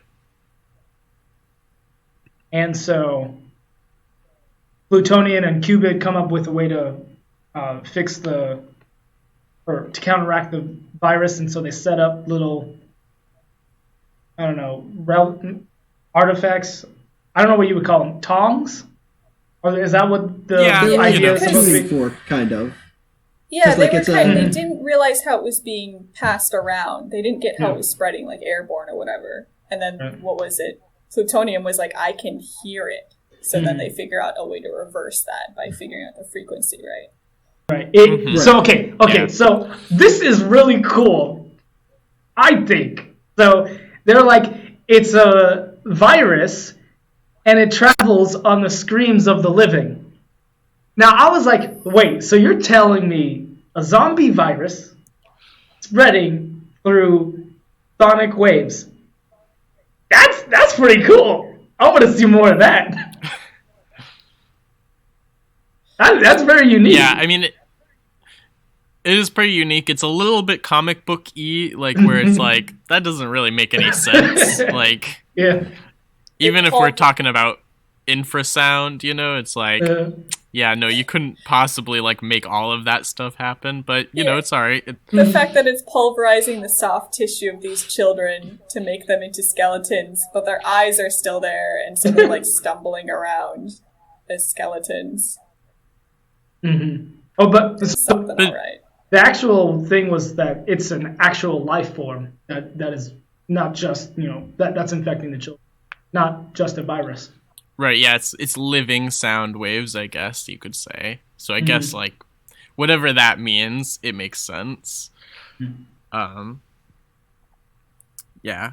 And then we find out that the thing that the group in the secret base find is like basically he recreated like a little daycare with the bodies of like the dead children that died in the virus. Talking situation. about creepy. Yeah, I didn't realize that immediately because it was Okay. like, that's the end of that chapter, and I was like, oh, so they're just like, this is just still more of the memory, they came upon this Gotcha. daycare while they were in the town, and Yeah. then I was like, oh, I thought they found Modius, and he was like in this horrible state. So then the next chapter, Carrie is saying, he's like, I figured it out because I found in the wreckage of a science building, or like it was so a they found wreckage or the something. the point zero where the plague had started, and Right, they were okay. helping Plutonium clean it up, Carrie and his brother. Yeah, and he found a device that was all broken up, found in the rubble, and he didn't realize until the Modius robots turned on the beacon that it was a beacon to summon plutonium. Yeah, this is same as the one that Sam had. Yeah. yeah, So we go to the secret base in a volcano, and they're at this nursery, and they're like, why in the world would he do this? And then they get attacked by Encanta. Yeah. and Kantra. And then there's this one where Beth's like, all right, we need to get out of here. There's this door. It's like a whole mural. The room is of Beth.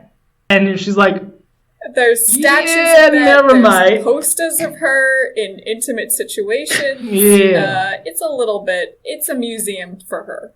what? Of Do you know, I think that happened in Smallville. But, okay, sort of. Superman did that? Sort of. It was it wasn't a mural. So Lex Luthor had a room where it was all pictures of like Clark, and he was like, I was trying to figure out That's like just what his villains do. secret. Yeah. Yeah, it was all pictures of Clark, and he was trying to figure out. He was like, "There's something off with Clark, and I don't know what it is, but I can figure it out." And then Clark finds it, and he's like, "This is such an invasion. Like, what are you doing? Okay." Yeah, no, I don't like there this. Are a lot of I do like creepy that you're murals drawing parallels in- between this and this. That. Yeah, like even something we read, Gotham High had this. Remember, Not Joker had that creepy shrine of Yeah. Selena, and it's Yep. like, oh man, this is so romantic.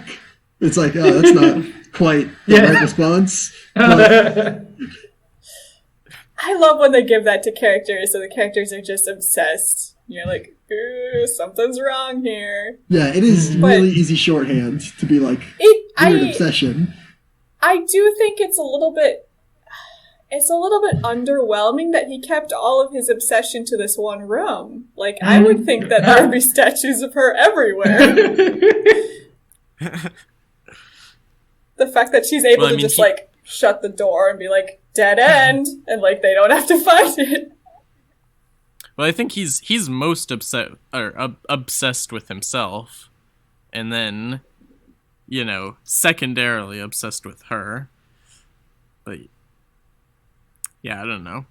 He's obsessed with her only because he surrounds that with the idea of him. Mm-hmm. Because, I mean, we even Yeah. see that when they discuss Sam later.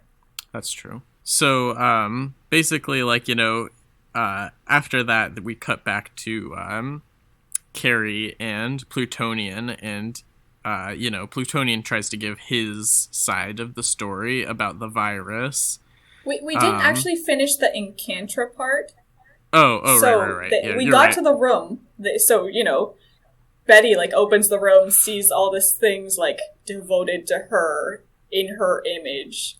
They're very intimate, and she's just like, let's not go in there. And they're able to take down Encantra. Mostly, I think Caden summons a spirit that helps out with that. And when they... I just want to call him Gilgamesh. Yeah, whatever his name. Gilgamesh, or whatever. Yeah. Takes down Encantra from behind. He's holding her, and she's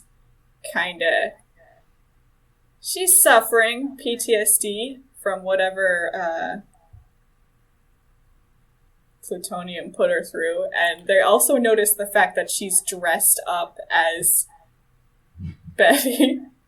Except for the hair, she's not wearing a wig. But other than that, she's exactly like Betty. And freaking Betty is just, like, at every turn, like, trying to avoid getting into what's going on. Like, even Gilgamesh can't, like, ignore this. And he's like, why are you dressed like my wife? And Betty's just like, look away, do not engage. Yeah. And then we go back to Plutonium trying to give his side of the story. Mm-hmm. Yeah. Also, I guess Which is that he got cyberbullied. Yeah. So yeah, then, basically, when he tried, like, so, it's been mentioned in the book a couple of times that there was a big alien invasion that kind of changed things. But the superheroes won, and then scientists were all like, okay, you have this alien technology, you should give it over, because, maybe we could do something cool with it. And, like, both him and Cupid are all like, no, you would just, like, cause more destruction. And then so, like, it took, like, lots and lots of people were all like, you're being so, like, I don't know, not good to the people of Earth by, not giving up this technology that could save people. Especially this one man in particular was, like, a big critic about it. And, like, they kind of decided as a group that just to, like, keep ignoring him. But then one night he visits the guy, and he's all like, here, I'll give you this one thing to, like, try and play with a little bit to see if you could do something good. And, he does the, like, lie detector, read heartbeat thing to make sure that he's, like, really has good intentions. He's not just, like, some up-and-coming supervillain or something. Mad scientist type. I mean, that is the problem, isn't it? Just because you have good intentions doesn't always lead to good results. There's a line in there that I think really speaks to Plutonian's character, where it's like, Carrie asks him, the Plutonian reads blogs, and then Plutonian's like, the Plutonian, Carrie, promised to pay attention to everyone. And it's like, and then Carrie just gives him like a deadpan look, and it's like, are you serious? Are you... But then you see him in front of, like, the screens. He has that dude, like, all the dudes' different interviews and whatever, talking about how, oh, man, it's so cruel of them and, like, selfish of them not to give us some of this technology. And I feel like it plays into the whole idea, again, that the whole part of his personality that becomes obsessed. Not necessarily in the same way as Betty, but, like, once he's thinking about it, he can't seem to, like, drop it. Yeah. Or when he does drop it, he throws it. Yeah, he drop kicks it. Yeah, so he gives him the beacon. He's like, all right, when you find something, let me know, or if you're... Oh, I should say for this scene, I really do like the fact that as he's talking to this guy, you can constantly see that he's listening to other conversations. He can't stop hearing stuff happening around him. So he just hears people talking about, like, nothing. Like, it's not even important stuff, but he just hears it in his background noise. Mm-hmm. Yeah. And so then the Plutonian's like, all right, Carrie, you could have had a pleasant life with your brother gone. You know, that was a good thing that happened because now you have no powers. So, all right, but, you know, you're going to die now. Yeah, you're not, you know, do you know how grateful I would be to be in that position kind of idea? He doesn't say it, but I think, you know, he's trying to imply, you know, you could have had a normal life. I could never have a normal life. Right. So it cuts to Caden and Plutonian saving some dude's boat from thugs. And he's like, you shot up my boat! Or there are bullets in my boat. Fix it! And he's like, I'm not a carpenter. What? He's like, use your wood vision. And then Caden's like... Well, no, that's a joke. Yeah, Caden makes a joke. She's like, ugh, you know, we saved him and now he expects us to do more. He's like, it would just take you 2 seconds. She's like, oh yeah, have Plutonium use his wood vision. And she like turns away, but he can't let it go. Yeah. He yells at the dude. Just like attacks the dude. He yells at the dude and flies away. Give me one moment of peace. Oh, okay. And he sits up on the moon. That's when the iconic virus shot breaks out.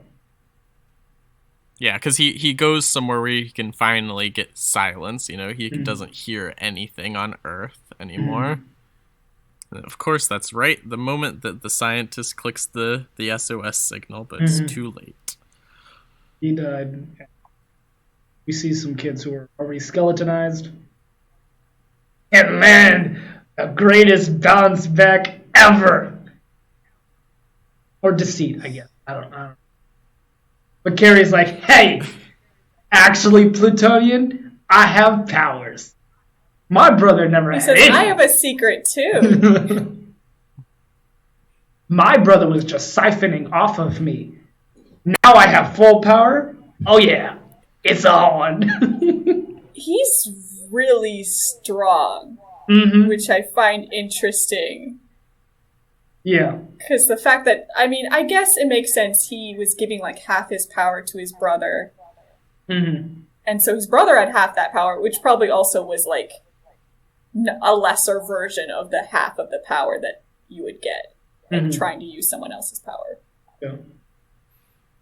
So I guess, no, like them working together, people are like, oh yeah, it makes sense. They're kind of good. But the fact that him with all his power is like able to take on Plutonium is really interesting, I think. I don't know. At some point they had to put in something that would like harm the Plutonian for this to be like a reasonable book. It's like, because you're not going to like debate him into saying, it's like, you guys were right. I shouldn't have, killed all those cities. Take me in. It's not that, like, that's not going to happen. Yeah, he doesn't feel any consequences for this, like, at the moment.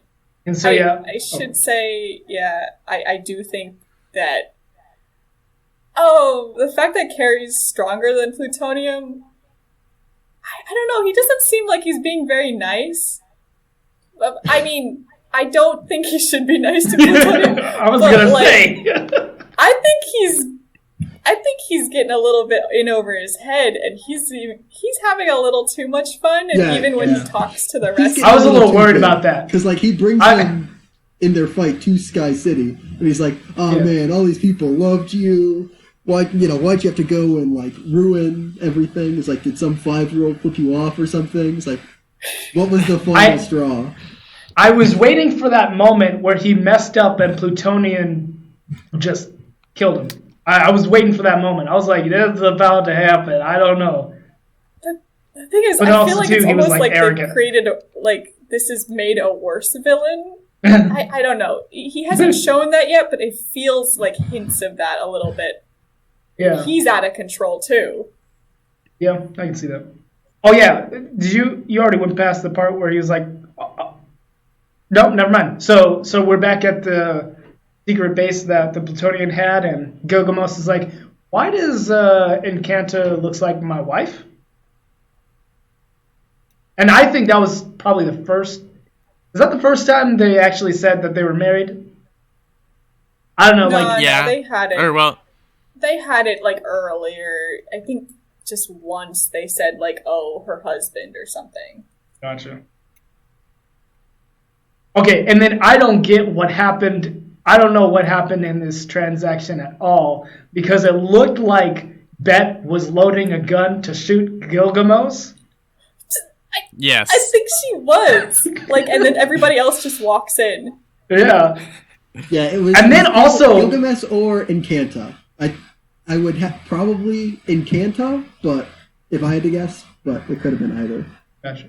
And also, it looked like Gilgamos was about to do something to Encanta that you did not do.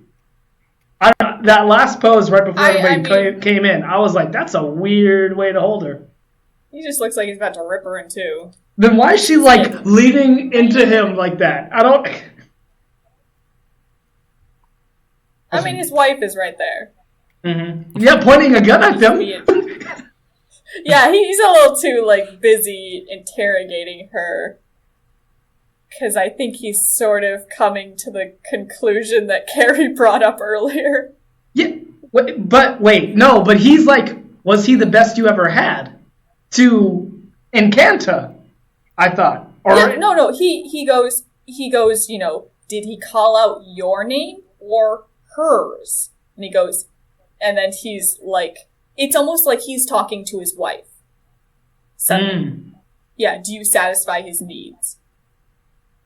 Yeah, so it was like, was he the best you ever had? Was he like taking out his frustrations on her kind of thing?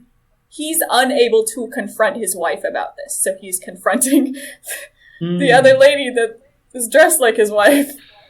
Gotcha. Pulling up plutonium. Gotcha. But yeah, so the other heroes show up and they're like, it's not here. You know, I don't know what happened. Was it coded properly? I thought it was coded properly.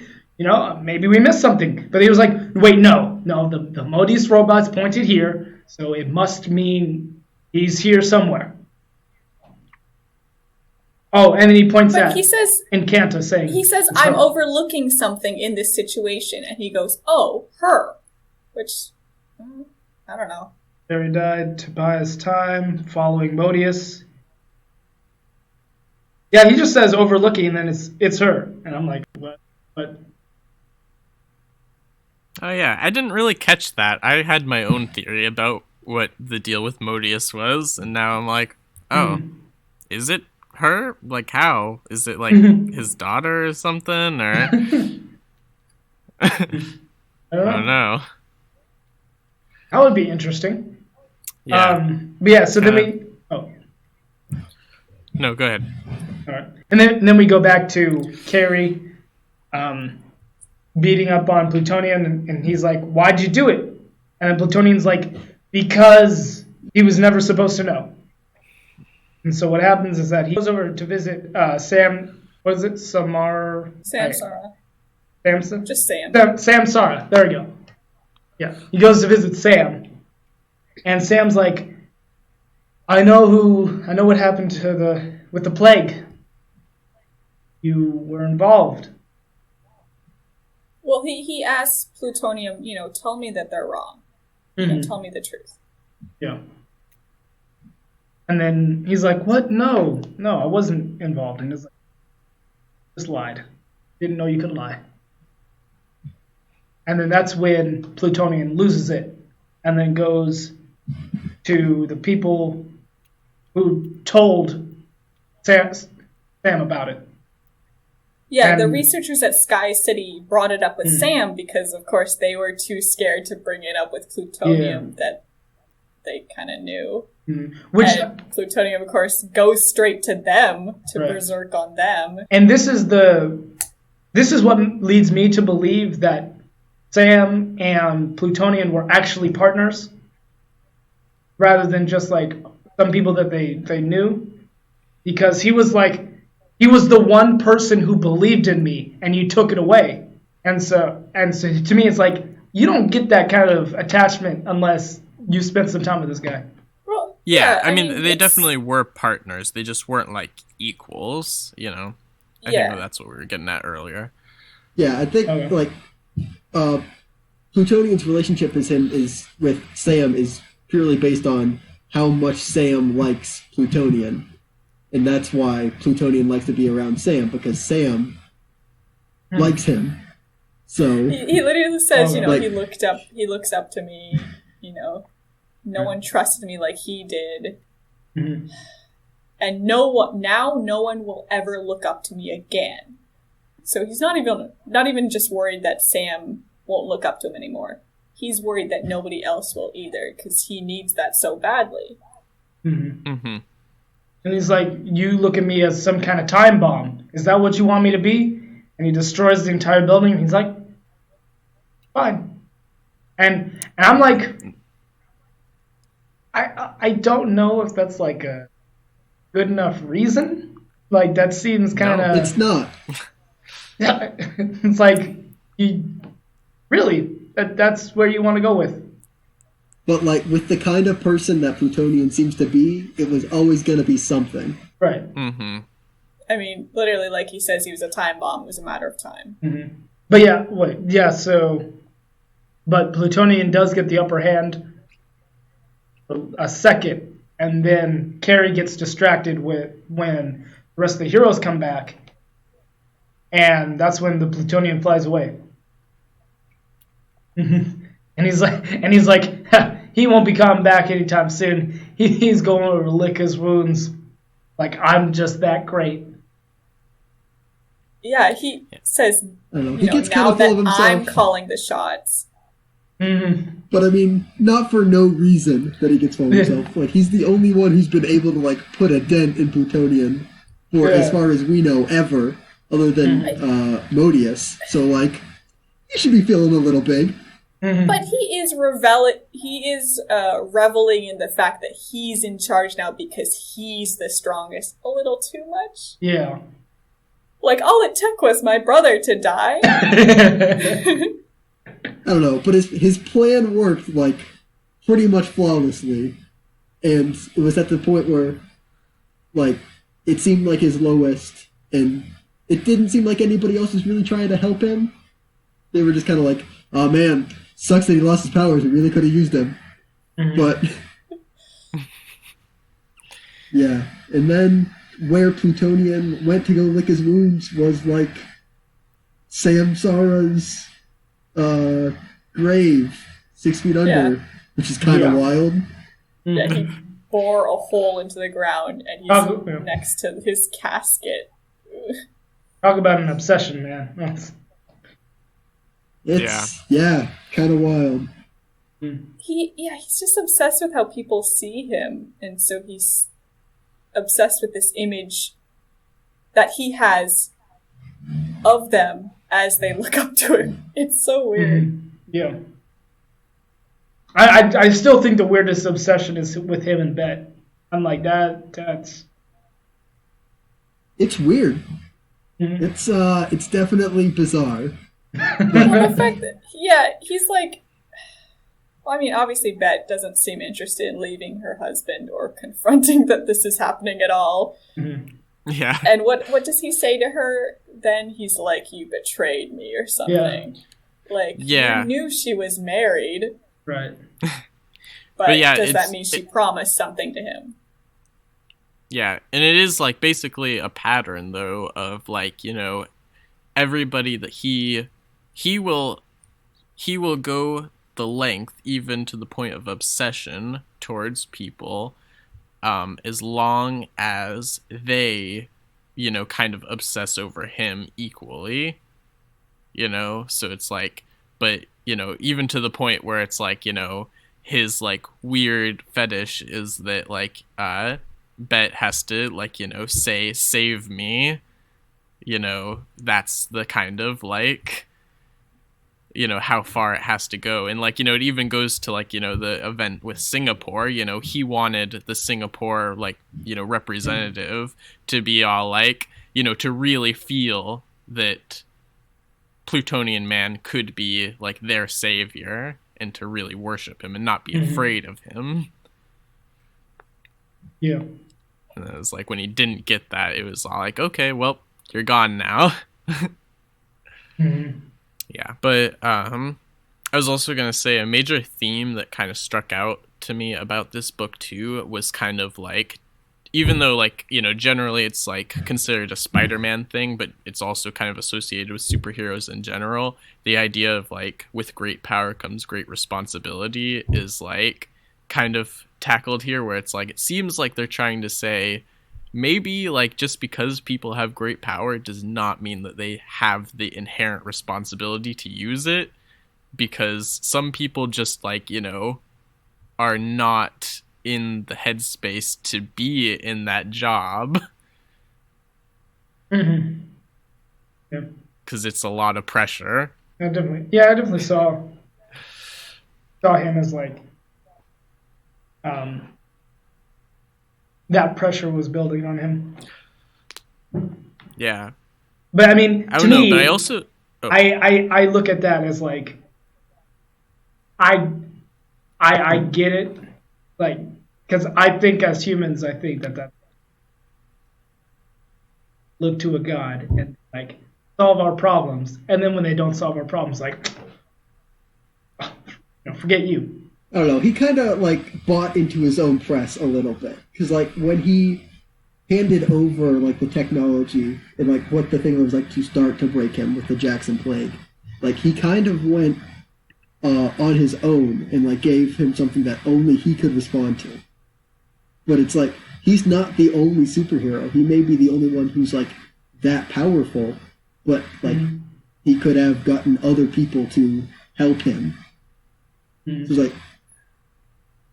And I mean, he says to him, like, don't go telling everybody that I did this, or else they'll think that if they badmouth me, they can get anything they want from me. Mm-hmm. And so it is very much, he's centering it around him. Mm-hmm. What do we think of the book? Yeah, overall,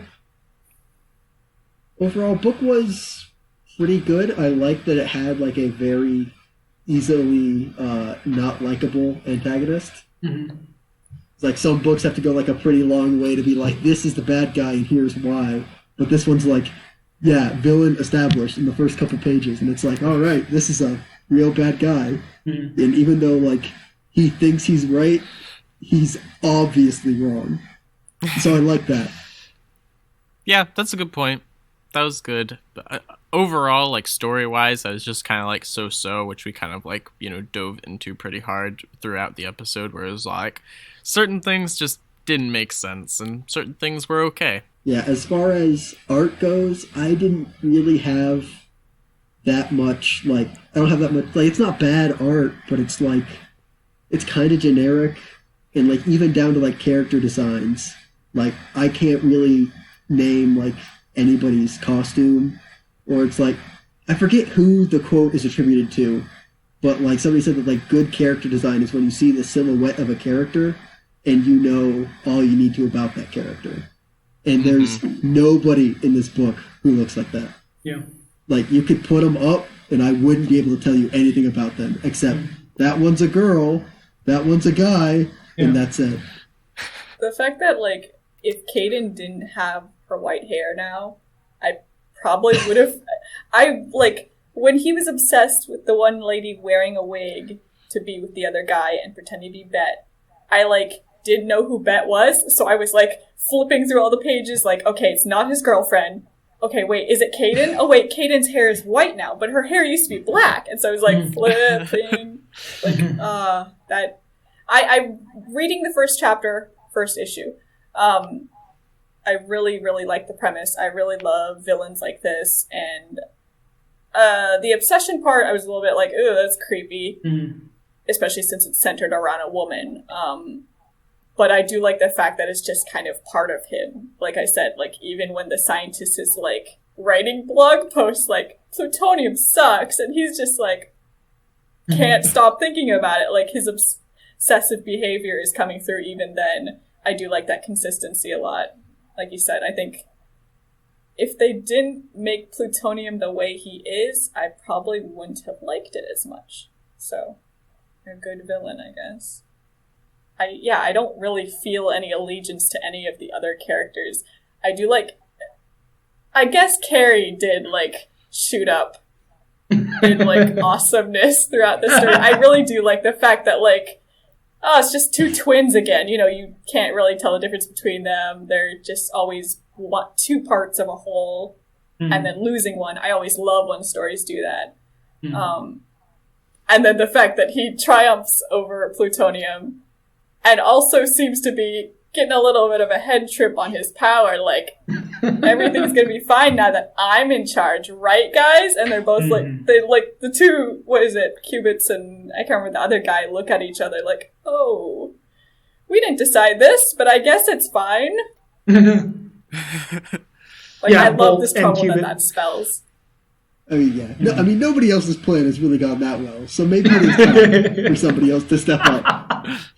But you just know it's not going to be perfect. Yeah. I love that. I love it. Yeah. I love it. I cannot wait for two crazy, power-hungry people. Not even power-hungry. They have the power, which is the problem. Yeah. It's like, oh yeah, maybe we just change one tyrant for a different one who we also can't fight. Yeah. Yeah. I love that. Yeah, so that did saved you get it in the end too? What's that again? I was just saying it saved it in the end. Like, I really like the premise. A lot of the middle part there, I was like, yeah, I guess. I don't care about these people. I don't know who they are. And then coming in with Carrie at the end, I'm like, yes, two villains. Did you get what I was asking like a week ago about the bowl cut? Which character? I was thinking of Bet when I was asking about bowl cut. I did not pick up on it because I had not started. I don't think that's... I thought it was a bob at first. I guess in later panels, it seems to get shorter. Yeah, I don't know enough about hair, but I don't... Yeah, I don't think it's a bowl cut, but I also don't know about hair. So, I don't think it's a bowl cut. I wouldn't necessarily say... Like, there were some pictures of a bowl cut that I was like, okay, that's her hairstyle that I saw. Yeah. I was gonna say, I do not like her design at all. She's like a woman who walked out of fashion magazine from decades ago. Yeah. What's her power? What's her power? You know, they didn't really She's establish got that cool it. Gun. Yeah, she shoots magic bullets that like kind of like maybe disintegrate things. I don't know. They do something. We don't know. I should hope they disintegrate something. Gosh, I'm like really I really want to know what she was doing with the bullet. I think it might honestly be like shooting. What's his name? Gilgamesh? What's his name? That guy. Gilgamesh? Yeah, that guy. Yeah. It could have been shooting him. Because, like, he seemed to be asking a lot of questions, but then, like, I don't know how she would have explained that to, like, all the other heroes. Like, she took my gun from me? Or... Well, I mean, if it just disintegrates, then, like, you know, she shot him by accident. Oh, yeah, just shoot them both, if she had the time. Yeah. That could be. Yeah. It's like, and I just barely escaped. Sure sucks that I killed the other two people in this room. Yeah. Good thing there's nobody to corroborate my story. Yeah. So, yeah. So, how do you say it? This book got me at page 2. Like, when I saw that dude run in to get his wife, just like, oh my gosh, we need to get out of here. I was like, all right. I like where this is going. I liked it the moment the dude was like, don't kill my daughter. You know, she's a human being or whatever. And he's like, she's just a bag of atoms. I don't care. Right. Like, yes. Evil yeah. He killed them real quick. I was like, whoa. Yeah. Yeah. And then it was kind of like issue 2 where I was like, eh. And then I think issue 3 is when it started to pick up. Again, I was like with that creepy thing, I was like, ugh. Also, I like how it kind of, you know, the title of the book fits. He's definitely irredeemable. Yeah. And yeah, I was like really glad because I just chose this book out of randomly, basically. Like, I was just like, good books about villains. And this popped up, and I was like, okay. I like how open we are about the lack of research we do. This is like the third time in a row. It's like, how did I choose this book? Well, I Googled book about theme, and then that's how we got it. Yeah. I actually put thought into my choices, okay? Yeah. Anyway, though, yeah, it definitely had its good moments and its not so good moments, but overall, it was an all right read. Probably not so captivating that I'm like, I need to read the next volume, but it's all right.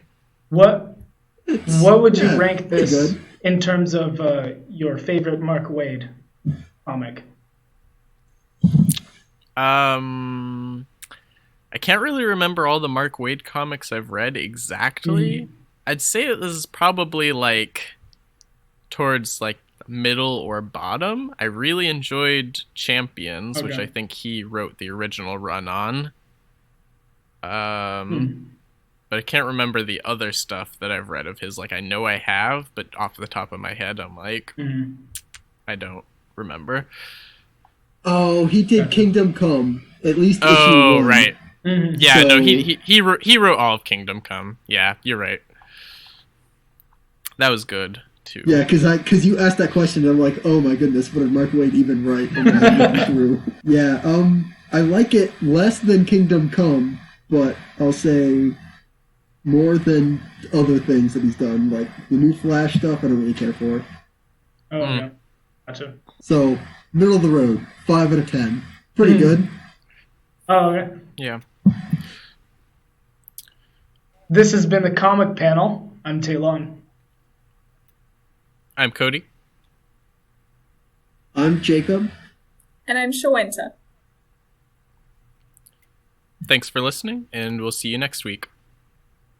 Thanks for watching. If you liked the video, be sure to subscribe. Follow us on Facebook at It's Comic Time, Instagram at The Comic Panel.